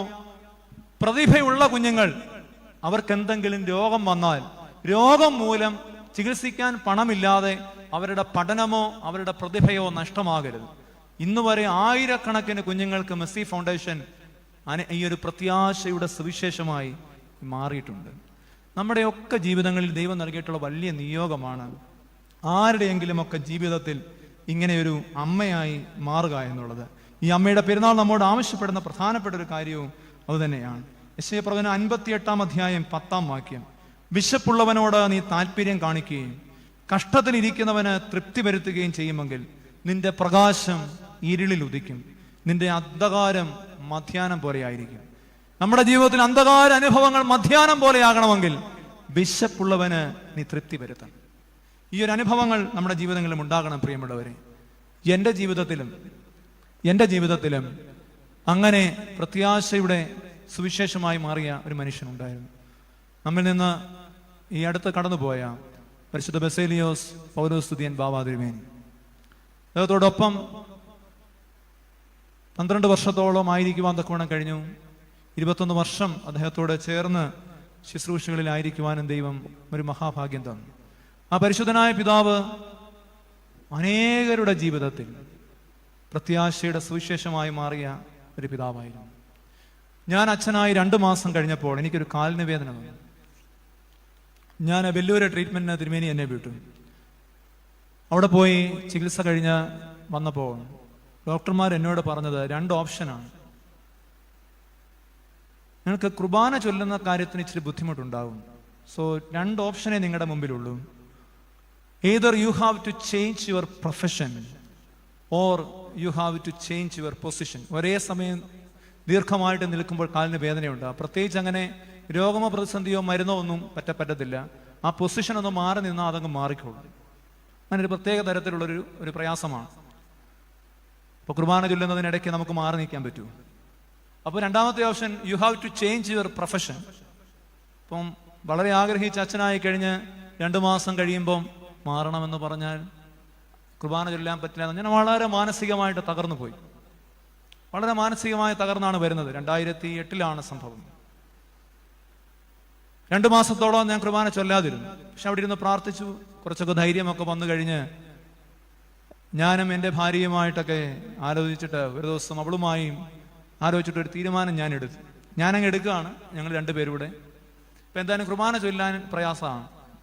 അപ്പം തിരുമേനിയോട് പോയി പറയാം, ഏതെങ്കിലും സ്ഥാപനത്തിൻ്റെ, ഏതെങ്കിലും മിഷൻ ഫീൽഡിൻ്റെ കുഞ്ഞുങ്ങളെയൊക്കെ നോക്കുന്ന അല്ലെങ്കിൽ ഒരു സ്ഥാപനത്തിൻ്റെ ചുമതലയിൽ നമുക്കങ്ങ് മാറാം, നമ്മളായിട്ടൊരു പ്രയാസം ഉണ്ടാക്കണ്ട. അത് തിരുമേനിയോട് നമുക്ക്. ഞാൻ സെമിനാരിൽ MDH ചെയ്തുകൊണ്ടിരിക്കുകയാണ്, മാസ്റ്റർ ഓഫ് തിയോളജി ചെയ്തുകൊണ്ടിരിക്കുന്ന സെമിനാരിയുടെ ക്വാർട്ടേഴ്സിൽ താമസിക്കുകയാണ്. ഞാനിത് പറയാൻ എൻ്റെ കുടുംബവുമായി തിരുമേനി അടുക്കൽ ദേവലോകത്ത് ചെന്നു. അപ്പം എനിക്ക് സങ്കടമൊക്കെ ഉണ്ട്. ഞാൻ തിരുമേനി അടുക്കൽ കയറി, തിരുമേനി ഒരു തീരുമാനമൊക്കെ ഡോക്ടർ പറഞ്ഞത് ഇങ്ങനെയാണ്, പക്ഷെ എനിക്കതിൽ ദുഃഖമൊന്നുമില്ല. ആദ്യമൊക്കെ ഉണ്ടായിരുന്നു, ഇപ്പം ഞാൻ ഇങ്ങനെ ഒരു തീരുമാനമാണ് എടുത്തത്. തിരുമേനി, അപ്പം ഒരാൾ എങ്ങനെയാണ് ഒരാളുടെ ജീവിതത്തിൽ പ്രത്യാശയുടെ സുവിശേഷമാകുന്നതെന്നാണ് ഞാൻ പറയുന്നത്. തിരുമേനി എന്നെ ചേർത്ത് നിർത്തിയിട്ട് പറഞ്ഞു, കുട്ടി എന്നാണ് വിളിക്കാറുള്ളത്. കുട്ടിക്ക് പട്ടം തന്നത് ഞാനല്ലേ. കുട്ടി എന്നുവരെ കുർബാന ചൊല്ലണമെന്ന് ഞാൻ പറയും, അത് കഴിഞ്ഞേ കുർബാന ചൊല്ലുന്ന നിർത്താവുള്ളൂ. കുട്ടിക്ക് പ്രയാസം ഉണ്ടെങ്കിൽ കുട്ടി ഇരുന്നോണ്ട് ചൊല്ലിക്കോ. ചിരിച്ചോണ്ടാണ് പറഞ്ഞത്, അതൊരിക്കലും ഞാൻ ഇരുന്നോണ്ട് ചൊല്ലാനല്ല. കുട്ടിക്ക് അങ്ങനെയുള്ള സാഹചര്യങ്ങളെ പള്ളിയൊക്കെ തൽക്കാലം ഞാൻ തരുന്നുള്ളൂ. എൻ്റെ മരണം വരെ ഞാൻ കുട്ടിയുടെ കൂടെ കാണും. കുട്ടി ധൈര്യത്തോടെ മുന്നോട്ട് പോയിക്കോളൂ. പിറ്റേ ആഴ്ച മുതൽ ഞാൻ കുർബാന ചൊല്ലി.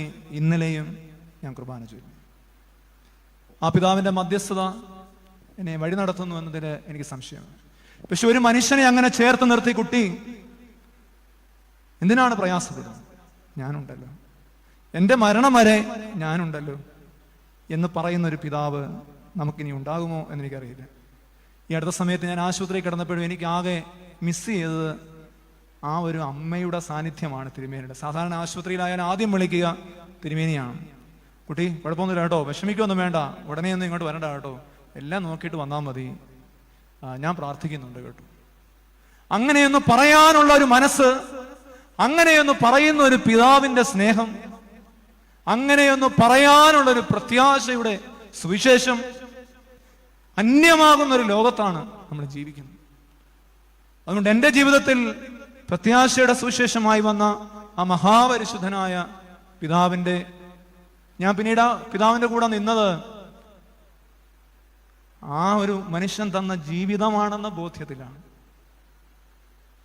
ആ ഒരു മനുഷ്യൻ തന്ന ജീവിതമാണെന്ന ബോധ്യത്തിലാണ്. ആ ബോധ്യമാണ് ഈ അവസാന സമയത്തും ഇപ്പോഴും ഇങ്ങനെ നിൽക്കുവാൻ എന്നെ പ്രേരിപ്പിക്കുന്നു. അതുകൊണ്ട് അനേകരുടെ ജീവിതങ്ങൾ അദ്ദേഹം പ്രത്യാശയുടെ സുവിശേഷമായിരുന്നു. അനേകരുടെ ജീവിതങ്ങളിൽ ഒരു കന്യകമറിയാമായ ജീവിതമായിരുന്നു പരിശുദ്ധ പിതാവിൻ്റെത്. പ്രിയമുള്ളവരെ, നമ്മുടെ ജീവിതങ്ങളിലും ഈ ഒരു മനസ്സുണ്ടാകണം. സങ്കടങ്ങൾ കേൾക്കാൻ, അപരന് വേണ്ടി കരയാൻ. അമ്മ കരഞ്ഞത് അപരന് വേണ്ടിയാണ്. അപരന് വേണ്ടി കരയാനുള്ളൊരു മനസ്സുണ്ടാകും, പ്രാർത്ഥിക്കുവാൻ. അപ്പോൾ നമ്മുടെ ജീവിതങ്ങളിലെ കൊടുങ്കാറ്റുകളൊക്കെ അമരും. നിങ്ങൾക്കറിയാമോ, കേപ്പ് ഓഫ് ഗുഡ് ഹോപ്പ് എന്ന് പറയുന്ന ഒരു സ്ഥലമുണ്ട്, പ്രത്യാശയുടെ മുനമ്പ്. അതിൻ്റെ പേരിൽ ഒരു കഥയുണ്ട്, ഒരു സംഭവമുണ്ട്. 1486 ഒക്ടോബർ മാസം 10-ാം തീയതിയാണ് ജോൺ 2-ാമൻ രാജാവ് പറഞ്ഞതനുസരിച്ച് നാവികനായ ബർത്തലോമിയോ ഡയസ് ആഫ്രിക്ക ചുറ്റി ഇന്ത്യയിലേക്ക് ഒരു വഴി തേടി ഈ കപ്പലിൽ യാത്ര ആരംഭിക്കുന്നത്. 16 ദിവസങ്ങൾക്ക് ശേഷം ആഫ്രിക്കയുടെ തെക്കേ അറ്റത്തുള്ള ഒരു മുനമ്പിൽ അദ്ദേഹം എത്തി. ആ എത്തിയ മുനമ്പിൽ ഭയങ്കരമായ കൊടുങ്കാറ്റും കൊള്ളക്കവും ഒക്കെ ആയിരുന്നു. അങ്ങനെ അദ്ദേഹം അന്ന് ആ മുനമ്പിനൊരു പേര് കൊടുത്തു. അത് കേപ്പ് ഓഫ് സ്റ്റോംസ് എന്നായിരുന്നു, കൊടുങ്കാറ്റുകളുടെ മുനമ്പെന്നായിരുന്നു. കുറെ നാളുകൾക്ക് ശേഷം വേറൊരു കപ്പൽ അവിടെ വരികയും ഇതേ സ്ഥലത്ത് അത് കൊടുങ്കാറ്റിൽ അകപ്പെടുകയും കപ്പൽ തകരുമെന്ന അവസ്ഥയായി. അന്ന് ആ കപ്പലിന്റെ ക്യാപ്റ്റൻ ആ കപ്പലിൽ ഉണ്ടായിരുന്ന ഒരു പിഞ്ചു കുഞ്ഞിനെ 2 കൈകളിലും എടുത്തുയർത്തി ദൈവത്തോട് പ്രാർത്ഥിച്ചു പറഞ്ഞു, ഞങ്ങളെല്ലാം പ്രായമായവരാണ്, ഇവിടെ മുങ്ങി മരിക്കുവാൻ തക്കവണ്ണം പാപം ചെയ്തിട്ടുമുള്ളവരാണ്. എന്നാലും തമ്പുരാനെ, ഒരു തെറ്റും ചെയ്യാത്ത ഈ കുഞ്ഞിനെ ഓർത്ത് ഞങ്ങളെയും ഈ കുഞ്ഞിനെയും ജീവിക്കുവാൻ അനുവദിക്കത്തക്കവണ്ണം ഈ കടലിനോട് ശാന്തമാകുവാൻ പറയണമെന്ന് പറഞ്ഞു. ആ കടല് ശാന്തമായി. ഈ വാർത്ത അറിഞ്ഞ ജോർജ് 2-ാമൻ രാജാവ് ഈ കേപ്പ് ഓഫ് സ്റ്റോംസ്, കൊടുങ്കാറ്റിന്റെ മുനമ്പ് എന്ന് പേര് കൊടുത്ത സ്ഥലത്തിന്റെ പേര് മാറ്റി. പിന്നീട് അതിന് കൊടുത്ത പേരാണ് കേപ്പ് ഓഫ് ഗുഡ് ഹോപ്പ്, നല്ല പ്രത്യാശയുടെ മുനമ്പ്. അമ്മ അങ്ങനെ നല്ല പ്രത്യാശയുടെ മുനമ്പായി മാറിയ ഒരു അമ്മയായിരുന്നു. അനേകരുടെ ജീവിതങ്ങളിൽ ഇന്നും ഈ ദേവാലയത്തിന് ആളുകൾ വരുന്നത് എന്താണ്? അമ്മ ഈ ഒരു നല്ല പ്രത്യാശയുടെ മുനമ്പായതുകൊണ്ടാണ്. പക്ഷെ അതുകൊണ്ട് നമ്മുടെ കാര്യം സാധിച്ചു പോകുക മാത്രമല്ല, അമ്മ ഫലമേൽപ്പിക്കുന്ന ഒരു ദൗത്യമുണ്ട്. ആരുടെയെങ്കിലും ജീവിതത്തിൽ നാം ഓരോരുത്തരും പ്രത്യാശയുടെ മുനമ്പായി മാറണം. ഒന്നാമത്, നമ്മുടെ ജീവിതങ്ങളിൽ ചില അടയ്ക്കപ്പെട്ട വാതിലുകൾ ഉണ്ടാകണം. വിശുദ്ധിയുടെ മുദ്ര പതിച്ച ജീവിതങ്ങളായതിനാൽ അടയ്ക്കപ്പെട്ട വാതിലായിരുന്നെങ്കിൽ മാത്രമേ സ്വർഗത്തിന്റെ വാതിലാകാൻ കഴിയൂ എന്ന് അമ്മ പറയുന്നു. രണ്ടാമത്, അവരനു വേണ്ടി കരയുവാൻ, അനേകരുടെ ജീവിതങ്ങളിൽ പ്രത്യാശയുടെ സുവിശേഷമായി മാറുവാൻ അമ്മ നമ്മോട് ആവശ്യപ്പെടുന്നു. ഒരു കാര്യം കൂടി പറഞ്ഞ് ഞാൻ എൻ്റെ വാക്കുകൾ അവസാനിപ്പിച്ചുകൊള്ളാം. മൂന്നാമത്, സഹനത്തിലും പൂക്കുന്ന സ്വർഗീയ പുഷ്പമായി മാറുവാൻ അമ്മ നമ്മോട് ആവശ്യപ്പെടുകയാണ്. അമ്മയുടെ ജീവിതം നമ്മൾ പരിശോധിച്ചാൽ ഹൃദയത്തിലൂടെ വാള് കടന്ന ജീവിതമാണ്. ആദ്യം മുതൽ അവസാനം വരെയും കഷ്ടതകളുടെ അനുഭവങ്ങളെ അമ്മയുടെ ജീവിതത്തിൽ ഉണ്ടായിട്ടുണ്ട്. പക്ഷെ വേദപുസ്തകം പറയുന്ന ഒരു കാര്യമുണ്ട്, കഷ്ടമേൽക്കുവാൻ കൂടി നിങ്ങൾക്ക് വരം നൽകപ്പെട്ടിരിക്കുന്നു. വരം ചോദിക്കുമ്പോൾ നല്ല കാര്യങ്ങളല്ലേ ചോദിക്കുന്നത്. പക്ഷെ ദൈവം നിയോഗങ്ങളിലേക്ക് വിളിച്ചവരോട് സുവിശേഷം പറയുന്ന മനോഹരമായ വാക്യമാണ്, അവനോടുകൂടെ കഷ്ടമേൽക്കുവാൻ കൂടി നിങ്ങൾക്ക് വരം ലഭിച്ചിരിക്കുന്നു. അവന്റെ ഇടത്തും വലത്തും നിങ്ങൾ ഇരുന്നല്ലോ, ഇരിക്കാൻ ആഗ്രഹിച്ചല്ലോ, അല്ലെങ്കിൽ അവന്റെ ഇടത്തും വലത്തുമായിട്ട് തന്നെയാണല്ലോ അവരാ അന്ത്യ അത്താഴത്തിലെങ്കിലും ഇരുന്നത്. അങ്ങനെ ഇരുന്നവരോട് ക്രിസ്തു ഒരു ഭംഗ്യം തരണമെങ്കിലും പറയുന്ന കാര്യമാണല്ലോ. ഇടത്തും വലത്താൻ ഇരിക്കുവാൻ ആഗ്രഹിക്കുന്നതൊക്കെ നല്ലതാണ്, പക്ഷെ ഞാൻ കുടിക്കുന്ന സ്നാനമേൽക്കാൻ കഴിയുമോ? ഈ നിയോഗങ്ങളിലേക്ക് വരുന്നവർക്കൊക്കെ ആ ഒരു നിയോഗത്തിന്റെ പൂർത്തീകരണത്തിൽ നിർബന്ധമായും കുടിക്കേണ്ട ചില കഷ്ടതയുടെ, സങ്കടങ്ങളുടെ, നിന്ദകളുടെ, പരിഹാസങ്ങളുടെ, തിരസ്കരണത്തിന്റെയൊക്കെ ഒരു സ്നാനം കൂടിയുണ്ട്. അതുകൂടി കേട്ടെങ്കിൽ മാത്രമേ, അതുകൂടി ഏറ്റെങ്കിൽ മാത്രമേ ഈ നിയോഗം പൂർത്തീകരിക്കപ്പെടുകയുള്ളൂ. മാതാവിന്റെ ജീവിതത്തിലും അവളെ പറ്റി കേട്ട നിന്ദകൾക്കും അപ്പുറം ദൈവപുത്രൻ എന്ന് അവൾക്കറിയാവുന്ന ഒരു സത്യത്തെ പറ്റി ആ നാട് പറഞ്ഞത് എന്തൊക്കെയാണ്? അവൻ വേശ്യകളുടെ കൂട്ടുകാരൻ, അവൻ ചുങ്കക്കാരുടെ സ്നേഹിതൻ, അവൻ പാപികളുടെ കൂടെ. ഈ നിന്ദകളും പരിഹാസങ്ങളും മകനെ പറ്റി കേൾക്കുമ്പോൾ, ആ മകൻ ഇങ്ങനെ സ്വന്തം മുമ്പിൽ ഇങ്ങനെ കുരിശിൽ നിന്ദകളേറ്റ് നഗ്നനായി കിടക്കുമ്പോൾ, ആ മകന്റെ മൃതശരീരം ഇങ്ങനെ മടിയിൽ എടുത്തു വെച്ച് സ്വർഗത്തേക്ക് ഉയർത്തി പറയുമ്പോൾ, അമ്മ പറഞ്ഞതുപോലെ തന്നെയാണ് ഖണ്ഡിപ്പിന്റെ ശുശ്രൂഷയിൽ അപ്പമെടുത്ത് കയ്യിൽ വെച്ചിട്ട് പുരോഹിതനും പറയുന്നത്, പിതാവേ, ഇതാ നിന്നെ നിരപ്പാക്കുന്ന നിന്റെ പുത്രൻ, ഈ കൈകളിൽ നിന്നും അവനെ നീ സ്വീകരിക്കണമേ. കുരിശിൽ നിന്ന് മകന്റെ ശരീരമിറക്കി മടിയിൽ വെച്ചിട്ട് അമ്മ പറഞ്ഞതും അത് തന്നെയാണെന്ന് പാരമ്പര്യം പറയും. ഇതാ നിന്നെ നിരപ്പാക്കുന്ന നിന്റെ പുത്രൻ. ഈ സഹനങ്ങളുടെ ചൂടേറ്റ് വെന്ത് പാകപ്പെട്ടപ്പോഴും ലോകത്തിന് രക്ഷയ്ക്കുള്ള പുതുവീഞ്ഞാവുന്ന ക്രിസ്തുവിനെ പകർന്നു നൽകിയ ഉത്തമ മുന്തിരിവള്ളിയായിരുന്നു അമ്മ. പഴിയും ദുഷിയും നിന്നയും പരിഹാസങ്ങളും തിരസ്കരണവും ത്യാഗവും സഹനവും മനോഹര പുഷ്പങ്ങളായി അലങ്കരിച്ച ഒരു സഹനവൃക്ഷമായിരുന്നു അമ്മ. ഈ പെരുന്നാളിൽ അമ്മ നമ്മോടും ആവശ്യപ്പെടുന്നത്, സഹനങ്ങളില്ലാത്ത ആരും ഇവിടെ ഇല്ല, കരയാത്തവരും ആരുമില്ല. ഒരുപാട് സങ്കടങ്ങളുള്ളവർ ഇന്ന് എന്നെ കേൾക്കുന്നുണ്ടെന്നറിയാം. ആരുടെ ജീവിതങ്ങളിലാണ് ദൈവം സഹനങ്ങളുടെ ഒരവസരം വെച്ചിട്ടില്ലാത്തത്? അതെന്തിനെന്നറിയാമോ? നിന്റെ ചട്ടങ്ങൾ പഠിക്കുവാൻ തക്കവണ്ണം ഞാൻ കഷ്ടതയിലായിരുന്നത് എനിക്ക് തുണയായി. നിന്റെ ചട്ടങ്ങൾ പഠിക്കുവാൻ തക്കവണ്ണം ഞാൻ കഷ്ടതയിലായിരുന്നത് എനിക്ക് തുണയായി. ഇങ്ങനെ സഹനങ്ങളിൽ ഉരുകിത്തീരുന്ന ജീവിതമാണ് മറിയമിന്റെ ജീവിതം. ഉളപ്പമണ്ണ എന്ന കവി എഴുതിയിട്ടുണ്ട്, കത്തലാണല്ലോ ധർമ്മം, കൊളുത്തപ്പെട്ടതാം ഈ തിരി തീരും വരെ കത്തലാണല്ലോ ധർമ്മം. ഒരു തിരിയുടെ ധർമ്മം എന്താണ്? തിരി കൊളുത്തി കഴിഞ്ഞാൽ തീരുന്ന വരെ കത്തലാണ് അതിന്റെ ധർമ്മം. ദൈവം ഒരു നിയോഗം ഒരാളെ ഏൽപ്പിച്ചു കഴിഞ്ഞാൽ ആ നിയോഗ വഴികളിലെ സഹന വഴികളിൽ കത്തിത്തീരുക എന്നത് തന്നെയാണ് ഒരാളിന്റെ ജീവിതത്തിലെ ധർമ്മം എന്ന് പറയുന്നത്. ആരും കൂട്ട് കാണുകയല്ല, ആരും കൂടെയൊന്നും കാണുകയല്ല. പക്ഷേ ഈ നിയോഗങ്ങളിൽ വിളിച്ചവനായൊരു ദൈവം കത്തിത്തീരണവരെയും കൂടെ കാണും. അവസാനം വരെ ദൈവസ്നേഹത്തെ പറ്റി നിയോഗങ്ങളെ സഹനാഗ്നിയിൽ കത്തിയെരിഞ്ഞ അമ്മ അതിൽ പക്ഷേ വെന്തുപോയില്ല. ഇത്ര മനോഹരമായ ആഴമുള്ള ഒരു ക്രിസ്തീയ സത്യമാണിത്. നാമും സഹനങ്ങളിൽ ഉള്ളവരാണല്ലോ പ്രിയമുള്ളവരെ. നമുക്കും അമ്മയാണ് നല്ല പാഠപുസ്തകം. വേദപുസ്തകത്തിൽ ഒരുപാട് സഹനങ്ങളിൽ കൂടി കടന്നുപോയൊരു സ്ത്രീയാണ് ഹാഗാർ. ഹാഗാർ ആദ്യം സാറായുമായി സാറാ ദേഷ്യപ്പെട്ട് കഴിയുമ്പോൾ ആദ്യം കുഞ്ഞുമായിട്ട് ഇറങ്ങി പോകുമ്പോഴല്ല, ആദ്യം ഹാഗാർ ഭവനത്തിൽ നിന്ന് ഇറങ്ങിപ്പോയി മരുഭൂമിയിലേക്ക് പോകുമ്പോൾ ദൈവദൂതൻ അവളെ ഒരു നീരുറവയിങ്കൽ അവളെ കണ്ടുമുട്ടുന്നുണ്ട്. അവളോട് ചോദിക്കുന്ന ചോദ്യമുണ്ട്. ഏത് മനുഷ്യന്റെയും ജീവിതത്തിൽ എല്ലാ മനുഷ്യരും ചോദിക്കേണ്ട ഒരു ചോദ്യമാണ് ജീവിതത്തിന്റെ ചില പ്രത്യേക സന്ധികളിൽ, ഹാഗാറെ നീ എവിടെ നിന്ന് വരുന്നു, എവിടേക്ക് പോകും? നോക്കിയാട്ടെ, ഇന്ന് വരെയുള്ള ജീവിതത്തിൽ ഈ ദേവാലയത്തിൽ ഇരിക്കുന്ന എന്നെ കേൾക്കുന്നവർ ചിന്തിക്കണം, നമ്മൾ എത്രയോ കുറവുകളും പരിമിതികളും ഉള്ള ഒരു സ്ഥലത്ത് നിന്ന് വന്നവരാണ്. ഇന്ന് നമുക്കുള്ള സൗഭാഗ്യങ്ങളൊക്കെ നേരത്തെ ഉണ്ടായിരുന്നതാണോ? ഒന്നുമില്ലായ്മയിൽ നിന്ന്. നീ എവിടെ നിന്ന് വന്നു എന്നുള്ളത് നീ എപ്പോഴും ഓർക്കണം. രണ്ടാമത്, ഇപ്പം നിന്റെ ഈ ഓട്ടം എങ്ങോട്ടാണ്? എവിടേക്കാണ് നീ പോകണത്? ഇതിനിടയ്ക്കുള്ള ഇന്ന് വരെ നടത്തിയ ദൈവാനുഭവങ്ങളെ ഉപേക്ഷിച്ച്, ദൈവത്തിന്റെ പദ്ധതികളെ ഉപേക്ഷിച്ച് നീ തന്നെത്താനെ എടുത്ത ഈ തീരുമാനത്തിൽ നീ എങ്ങോട്ടാണ് പോകണത്? ഇന്ന് വരെയുള്ള ജീവിതം നിന്റേതായിരുന്നില്ലല്ലോ. ഈ സഹനങ്ങൾ വന്നപ്പോൾ ഇന്ന് വരെ ഈ സഹന വഴികളിൽ നിന്നെ നടത്തിയ ദൈവത്തോട് ആലോചന ചോദിക്കാതെ, ഹാഗാറെ നീ എവിടെ നിന്ന് വന്നു എന്നത് ഓർക്കാതെ നീ ഇപ്പോൾ എവിടേക്കാണ് ഈ ഓടണത്? സഹനങ്ങൾ വരുമ്പോൾ മനുഷ്യൻ ഓടുകയാണ്, പരിഭ്രാന്തിപ്പെടുകയാണ്, നിരാശപ്പെടുകയാണ്. ഓർക്കണം, ഇന്ന് വരെ നിന്നെ നടത്തിയൊരു ദൈവമില്ലേ, എവിടെ നിന്ന് നീ വന്നു എന്ന് ഇന്നും നീ ഓർക്കണം. എങ്കിലേ നാളെ നീ ആ ദൈവത്തെ ഇല്ലാതെ ഓടാതിരിക്കുകയുള്ളൂ. അങ്ങനെ ഓടിയ ഹാഗാറിനോട് ദൈവം പറയുകയാണ്, നീ വിഷമിച്ചോടരുത്, നിന്റെ സന്തതിയും ഈ ഭൂമിയിൽ ഉണ്ടാകും, അവനും വലിയവനാകും എന്ന് അവനോട് പറയുകയാണ്.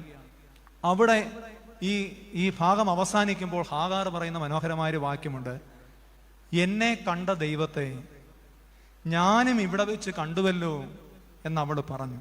എൻ്റെ ദൈവം എന്നെ കണ്ടു എന്ന് പറഞ്ഞ് അവൾ ആ നീരുറവയ്ക്ക്, കിണറിന് ബർലൈഹോരി എന്ന് പേരിട്ടു. എന്നെ കണ്ടുകൊണ്ടിരുന്ന ദൈവത്തെ ഞാനും ഇവിടെ വെച്ച് കണ്ടുവല്ലോ. ഈ അരാഴിപ്പള്ളി അനേകർക്ക് ഇന്ന് ദൈവത്തെ ഇങ്ങനെ കാണാനുള്ളൊരു ഇടമായി മാറണം. ഇന്ന് വരെ നമ്മെ ദൈവം നടത്തിയൊരു ദൈവമുണ്ടല്ലോ. എന്നെ ഇന്ന് വരെ കണ്ടൊരു ദൈവത്തെ ഞാൻ ഇന്ന് ഇവിടെ വെച്ച് കണ്ടു എന്ന് പറയണം. ഈ വചന കേൾവിയിൽ എന്നെ ഇന്ന് വരെ നടത്തിയൊരു ദൈവത്തെ ഞാൻ ഇന്ന് ഇവിടെ വെച്ച് കണ്ടു. അങ്ങനെയാണെങ്കിൽ ഈ ദേവാലയം ഇന്ന് ഒരു ബർലഹൈരോയായി മാറും. ദൈവത്തെ നാമും കണ്ടുമുട്ടുന്ന സഹനാനുഭവങ്ങളിൽ നമ്മെ ഉപേക്ഷിച്ചു പോകാത്തൊരു ദൈവത്തെ നാമും കണ്ടുമുട്ടുന്ന അനുഗ്രഹത്തിന്റെ ഇടമായി ഇവിടെ മാറണം പ്രിയമുള്ളവരെ. അങ്ങനെയുള്ളപ്പോൾ മാത്രമാണ് സഹനങ്ങളിലും സഹനത്തിയിലും പൂക്കുന്ന വൃക്ഷമായി, സുഗന്ധം പരത്തുന്ന പുഷ്പമായി നമുക്കും മറിയമിനെ പോലെ മാറുവാൻ തക്കോണം ആഗ്രഹിക്കുന്നു. ഇത് ജീവിതത്തിലെ സഹനങ്ങളാണ്. മറ്റൊരു സഹനമുണ്ട്, കൂടുതൽ ശ്രേഷ്ഠമായ സഹനം. അവിടെയാണ് മറിയാമിന്റെയും വിശുദ്ധന്മാരുടെയും രക്തസാക്ഷികളുടെയും ഒക്കെ മഹത്വം വെളിപ്പെടുന്ന സഹനം. അത് അവരുടെ ജീവിതത്തിൽ വന്നു ചേരുന്ന സഹനങ്ങളല്ല, അവ ക്രിസ്തുവിനെ പ്രതി ഏറ്റെടുത്ത സഹനങ്ങൾ. മറിയാമിന്റെ സഹനം ശ്രേഷ്ഠമാകുന്ന എവിടെയാണ്? അവരുടെ ജീവിതത്തിൽ വന്നു ചേർന്ന സഹനമല്ല. നിന്റെ വാക്ക് പോലെ എനിക്ക് ഭവിക്കട്ടെ എന്ന് പറഞ്ഞ് അവൾ ക്രിസ്തുവിനെ പ്രതി ഏറ്റെടുത്ത സഹനമാണ്. ഈ സഹന വഴികളിലൂടെ ഒന്നും അധികം സഞ്ചരിക്കേണ്ട ഒരു ബാധ്യത നമുക്കുണ്ടായിട്ടില്ല ദൈവാനുഗ്രഹത്താൽ. പക്ഷേ അങ്ങനെയൊന്നുണ്ടായാൽ എത്ര പേർ ഈ വിശ്വാസത്തിൽ നിലനിൽക്കുമെന്നുള്ളത് നാം ഗൗരവപൂർവ്വം ചിന്തിക്കണം. ഗീവർഗീസ് സഹദായെയും ഇന്ന് സഭയ്ക്ക് വേണ്ടി യാക്കോബ് ബുർദാനായും തുടങ്ങി എത്രയോ പിതാക്കന്മാർ, കുര്യാക്കോസ് സഹദ, നമ്മൾ ആദരിക്കുന്ന എല്ലാ പരിശുദ്ധന്മാരും ശുദ്ധിമതികളും ക്രിസ്തുവിനെ പറ്റി പീഡകളേറ്റവരാണ്. AD 372 നമുക്കറിയാം, കപ്പദോക്യൻ പിതാക്കന്മാരിൽ അതിശ്രേഷ്ഠനായ വലിയ മാർ ബസേലിയോസ്.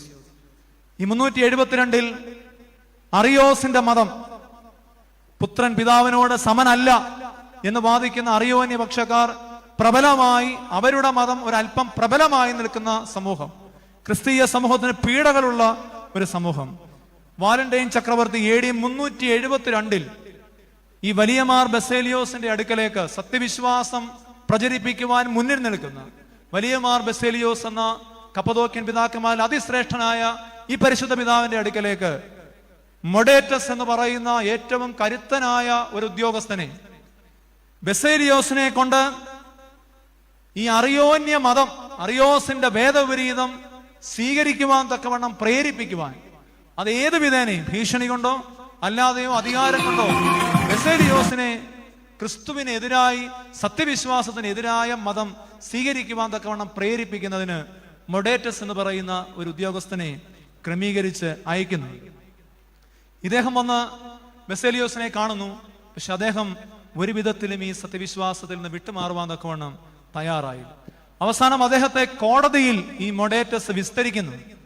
ആ സമയത്ത് ഇദ്ദേഹം പറയുന്നുണ്ട്, അധികാരത്തോടെ പറയുന്നുണ്ട്, നീ ഈ മതം സ്വീകരിക്കണം, ഇല്ലെങ്കിൽ നിന്നെ പൗരോഹിത്യത്തിനടുത്ത എല്ലാ കാര്യങ്ങളിൽ നിന്നും മുടക്കും, നിന്റെ ജീവൻ വരെ എടുക്കുവാൻ എനിക്ക് അധികാരമുണ്ടെന്ന് നീ ഓർത്തുകൊള്ളണം എന്ന് ബെസേലിയോസിനോട് മൊഡേറ്റസ് പറയുമ്പോൾ അദ്ദേഹം പറയുന്ന മറുപടിയും, നമ്മുടെയൊക്കെ വിശ്വാസ ജീവിതം നയിക്കുന്നത് പറയുന്ന നമ്മൾ എത്ര ആഴമുള്ള, എത്ര കരുത്തുള്ള, സഭയുടെ വിശ്വാസത്തെ പറ്റി അവർക്കുള്ള എരിവുള്ള മറുപടിയാണ്.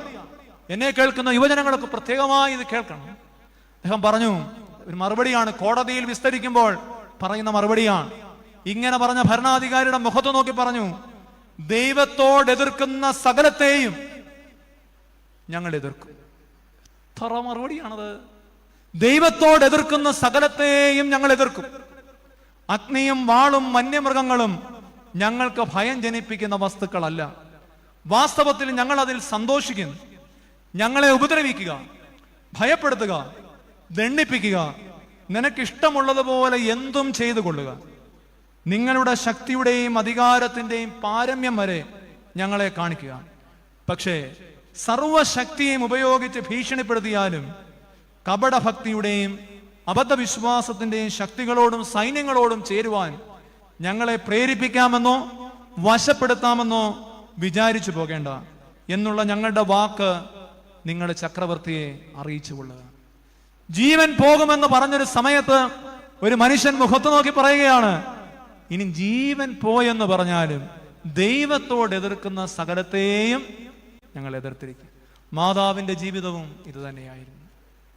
ക്രിസ്തുവിനെ പ്രതി സഹനമേറ്റ അമ്മ, ദൈവത്തോട് എതിർത്ത സകലത്തെയും എതിർത്തവൾ. അമ്മ സഹനങ്ങളെ ക്രിസ്തുവിനെ പ്രതി പ്രണയിക്കുകയായിരുന്നു. പൗലോസ് പറഞ്ഞതുപോലെ കഷ്ടതയോ സങ്കടമോ നഗ്നതയോ പട്ടിണിയോ വാളോ ഇതൊന്നും അമ്മയെ ക്രിസ്തു സ്നേഹത്തിൽ നിന്ന് പിന്തിരിപ്പിക്കുവാൻ തക്കവണ്ണം സാധിച്ചില്ല. അങ്ങനെയുള്ള വിശുദ്ധന്മാരുടെ സംഘമാണ് പ്രിയമുള്ളവരെ അന്ത്യകാഹളത്തെങ്കിൽ ദൈവമുമ്പാകെ നിൽക്കുവാൻ വിളിക്കപ്പെട്ടവർ. വെളിപാട് പുസ്തകം അത് എത്ര മനോഹരമായിട്ടാണ് പറയുന്നത്. എന്നെ കേൾക്കുന്ന എല്ലാവരും വീട്ടിൽ പോയി വായിക്കേണ്ട നമുക്കുള്ള പ്രതിഫലം എന്താണ് നമ്മൾ വായിക്കണം, നമ്മൾ മനസ്സിലാക്കണം. നമ്മൾ ഈ വിശ്വാസ ജീവിതം ഒരു 10, 60, 70 വയസ്സ് വരെ ഈ ആരാധനാദിക്കുന്ന സഭാജീവിതം നയിച്ചിട്ട് നമുക്ക് ലഭിക്കുന്ന പ്രതിഫലം എന്താണ് സ്വർഗത്തിൽ? ആ പ്രതിഫലം എന്താണെന്നാണ് വെളിപാട് പുസ്തകം 7-ാം അധ്യായം 8 മുതലുള്ള വാക്യത്തിൽ പറയുന്നത്. അവിടെ ഒരു ദൂതൻ വന്നിട്ട് ആദ്യം ദൈവത്തിനുള്ളവരെ മുദ്രയിടുകയാണ്. ഞാൻ പറഞ്ഞല്ലോ, ക്രിസ്തീയ ജീവിതം മുദ്രയിടപ്പെട്ട ജീവിതമാണ്. അങ്ങനെ അവിടെ പറയുന്നുണ്ട്, മുദ്രയേറ്റവർ 12,000 പേർ. അത് കഴിയുമ്പോൾ എന്താ സംഭവിക്കുന്നത് നോക്കുമ്പോൾ, എണ്ണിക്കൂടാത്തൊരു മഹാപുരുഷാരം വെള്ള നിലയങ്കി ധരിച്ച് കയ്യിൽ കുരുത്തോലയും എടുത്തുകൊണ്ട് വരുന്നു. പോട്ടെ, 13-ാം വാക്യം. അവിടെ മൂപ്പന്മാരിൽ ഒരുത്തൻ ചോദിച്ചു, വെള്ള നിലയങ്കി ധരിച്ചിരിക്കുന്ന ഇവർ ആരാണ്? അവിടെയാണ് ഈ സഹനങ്ങളിലും പൂക്കുന്ന പുഷ്പമായി തീർന്ന മനുഷ്യരുടെ പ്രസക്തി. അവിടെ വെളിപാട് പുസ്തകത്തിൽ പറയുകയാണ്, യജമാനൻ അറിയുമല്ലോ എന്ന് ഞാൻ പറഞ്ഞതിന് അവൻ എന്നോട് പറഞ്ഞത്, ഇവർ മഹാകഷ്ടത്തിൽ നിന്ന് വന്നവർ, കുഞ്ഞാടിന്റെ രക്തത്തിൽ തങ്ങളുടെ നിലയങ്കി വെളുപ്പിച്ചവർ. അതുകൊണ്ട് അവർ ദൈവത്തിന്റെ സിംഹാസനത്തിന്റെ മുമ്പിലിരുന്ന് അവന്റെ ആലയത്തിൽ രാപ്പകൽ അവനെ ആരാധിക്കുന്നു. സിംഹാസനത്തിൽ ഇരിക്കുന്നവൻ അവർക്ക് കൂടാരമായിരിക്കുന്നു. അടുത്തതാണ്, നോക്കിയാടെ നമ്മുടെ പ്രതിഫലം എന്താണ് പ്രിയമുള്ളവരെ? ദൈവത്തെ സ്നേഹിച്ച് ഈ ലോകത്തിൽ നിന്ന് കടന്നു പോകുന്നവർക്ക് വേണ്ടിയുള്ള പ്രതിഫലം എന്താണ്? ഇനി അവർക്ക് വിശക്കുകയില്ല, ദാഹിക്കുകയുമില്ല, വെയിലും യാതൊരു ചൂടും അവരുടെ മേൽ തട്ടുകയുമില്ല. സിംഹാസനത്തിന്റെ മധ്യേയുള്ള കുഞ്ഞാട് അവരെ മേയിച്ച് ജീവജലത്തിന്റെ ഉറവിങ്കലേക്ക് നടത്തുകയും ദൈവം താൻ അവരുടെ കണ്ണിൽ നിന്ന് കണ്ണുനീരെല്ലാം തുടച്ചു കളയുകയും ചെയ്യും. ഇത്ര മനോഹരമാണ്. ആരും എനിക്കില്ലെന്നോ ഞാൻ ഏകനായി തീർന്നുവെന്നോ പാടരുത്. കാരണം അങ്ങനെ ഒരു ജീവിതം, ദൈവസന്നിധി സമർപ്പിതമായ ഒരു സഹന ജീവിതം, അടച്ചിട്ട വാതിലുകളുടെ ഒരു ജീവിതം, അനുകമ്പയാർന്ന ഹൃദയത്തിന്റെ ഒരു ജീവിതം നിന്റെ ജീവിതത്തിൽ ഉണ്ടായെങ്കിൽ ഇവിടെ ഇതാ നിന്നെ ദൈവം തന്നെ കൂടാരം, സിംഹാസനത്തിൽ ഇരിക്കുന്നു, നിനക്ക് കൂടാരമാകും. വെയിലോ മഞ്ഞോ മഴയോ നിനക്ക് കേൾക്കുകയില്ല. സിംഹാസനത്തിന് മധ്യയുള്ള കുഞ്ഞാട് നമ്മെ മേയിച്ച് ജീവജലത്തിന്റെ ഉറവിങ്കലേക്ക് നമ്മളെ കൊണ്ടുപോവുകയും നമ്മുടെ കണ്ണിൽ നിന്ന് കണ്ണുനീരുകളെ അവൻ തന്നെ തുടച്ചു മാറ്റുകയും ചെയ്യും.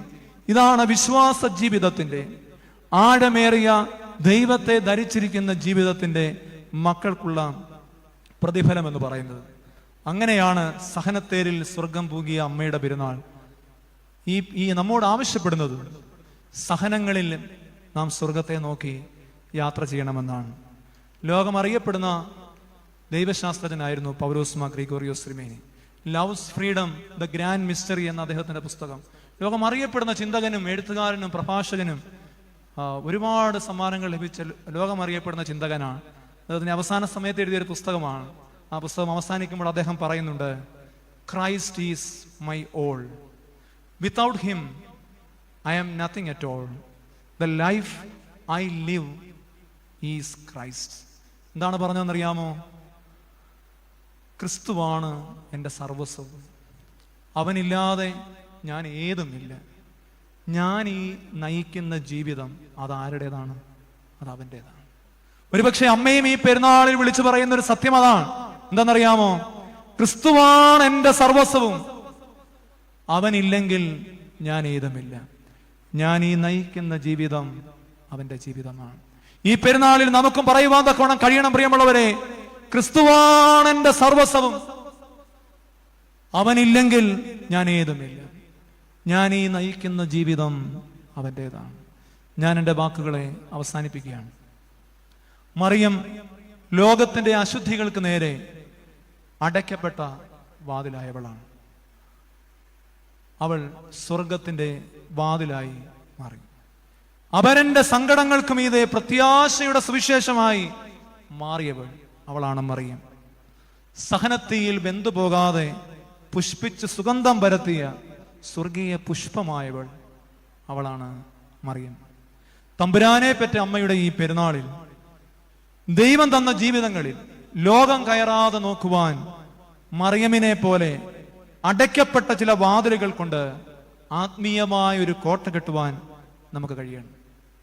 അവരന്റെ നിലവിളികൾക്ക് മുമ്പിൽ ഹൃദയം തുറക്കുവാനും അവന്റെ നിരാശയുള്ള ജീവിതത്തിൽ പ്രത്യാശയുടെ സുവിശേഷമായി മാറുവാനും നമുക്ക് കഴിയണം. ക്രിസ്തുവിനെ പ്രതിയുള്ള നമ്മുടെ ജീവിത നിയോഗങ്ങളുടെ സഹന വഴികളിൽ മുറിവേൽക്കേണ്ടി വന്നാലും നല്ല ആത്മീയ ഫലങ്ങളെ പുറപ്പെടുവിച്ചുകൊണ്ട് സഹനങ്ങളിലും പൂക്കുന്ന മരമായി മാറുവാൻ നമുക്ക് കഴിയണം. ONV മനോഹരമായൊരു കവിതയുണ്ട്. തുളസി ചെടിയെ പറ്റിയാണ്. മറ്റു ചെടികളിൽ നിന്ന് വ്യത്യസ്തമായി തുളസിക്ക് ഒരു പ്രത്യേകതയുണ്ട്. അതിന്റെ വേര് മുതൽ പൂ വരെ എടുത്തു നോക്കി നമ്മളൊന്ന് ഞെരടിയാലും അതിന് തുളസിയുടെ ഒരു മണമുണ്ടാകും. അതിനെപ്പറ്റിയാണ് അദ്ദേഹം എഴുതിയത്. അറ്റത്ത് വിരിയുന്ന പൂക്കളിൽ മാത്രം മിറ്റിച്ചു നിൽക്കുന്നതല്ല, അടിതൊട്ടറ്റത്തോളവും തണ്ടിലും തളിരിലും പാടിലകളിൽ പോലും തൻ കരതാരിൻ ഗന്ധം തുളുമ്പി മിടിക്കുന്നു. വെറുതെ പൂവിലും കായിലും ഉപരിപ്ലവമായ കാര്യങ്ങളിൽ മാത്രം നിൽക്കുന്ന ഒരു ആത്മീയത ആയിരുന്നില്ല അമ്മയുടേത്. അമ്മയുടെ ദൈവാനുഭവം അവിടെ ചങ്കിൽ തറച്ച, ഹൃദയത്തിൽ തറച്ച ആ ദൈവാനുഭവം, ആത്മീയ അനുഭവം പാടിലകളിൽ പോലും സന്നിവേശിപ്പിച്ച് അവസാനത്തോളം വിശുദ്ധിയുടെ പുതുവീഞ്ഞിനെ ലോകത്തിന് പ്രദാനം ചെയ്ത അമ്മയുടെ ജീവിതം നമ്മുടെ ജീവിതത്തെ കൂടുതൽ വിശുദ്ധീകരിക്കുന്നതിന് നമ്മെ സഹായിക്കട്ടെ. നമ്മുടെ ഉള്ളിലത്തെ ദൈവത്തെ മരിപ്പിക്കുന്ന ചില വാതിലുകൾ അടയ്ക്കുവാൻ ഈ പെരുന്നാളിൽ നമുക്ക് കഴിയട്ടെ. മനുഷ്യത്വത്തിന്റെ ഹൃദയഭാഷണങ്ങളിലൂടെ പ്രത്യാശയുടെ സുവിശേഷമായി നിസ്സഹായരുടെ ജീവിതത്തിൽ അമ്മയെ പോലെ പെയ്തിറങ്ങുവാൻ നമുക്ക് കഴിയട്ടെ.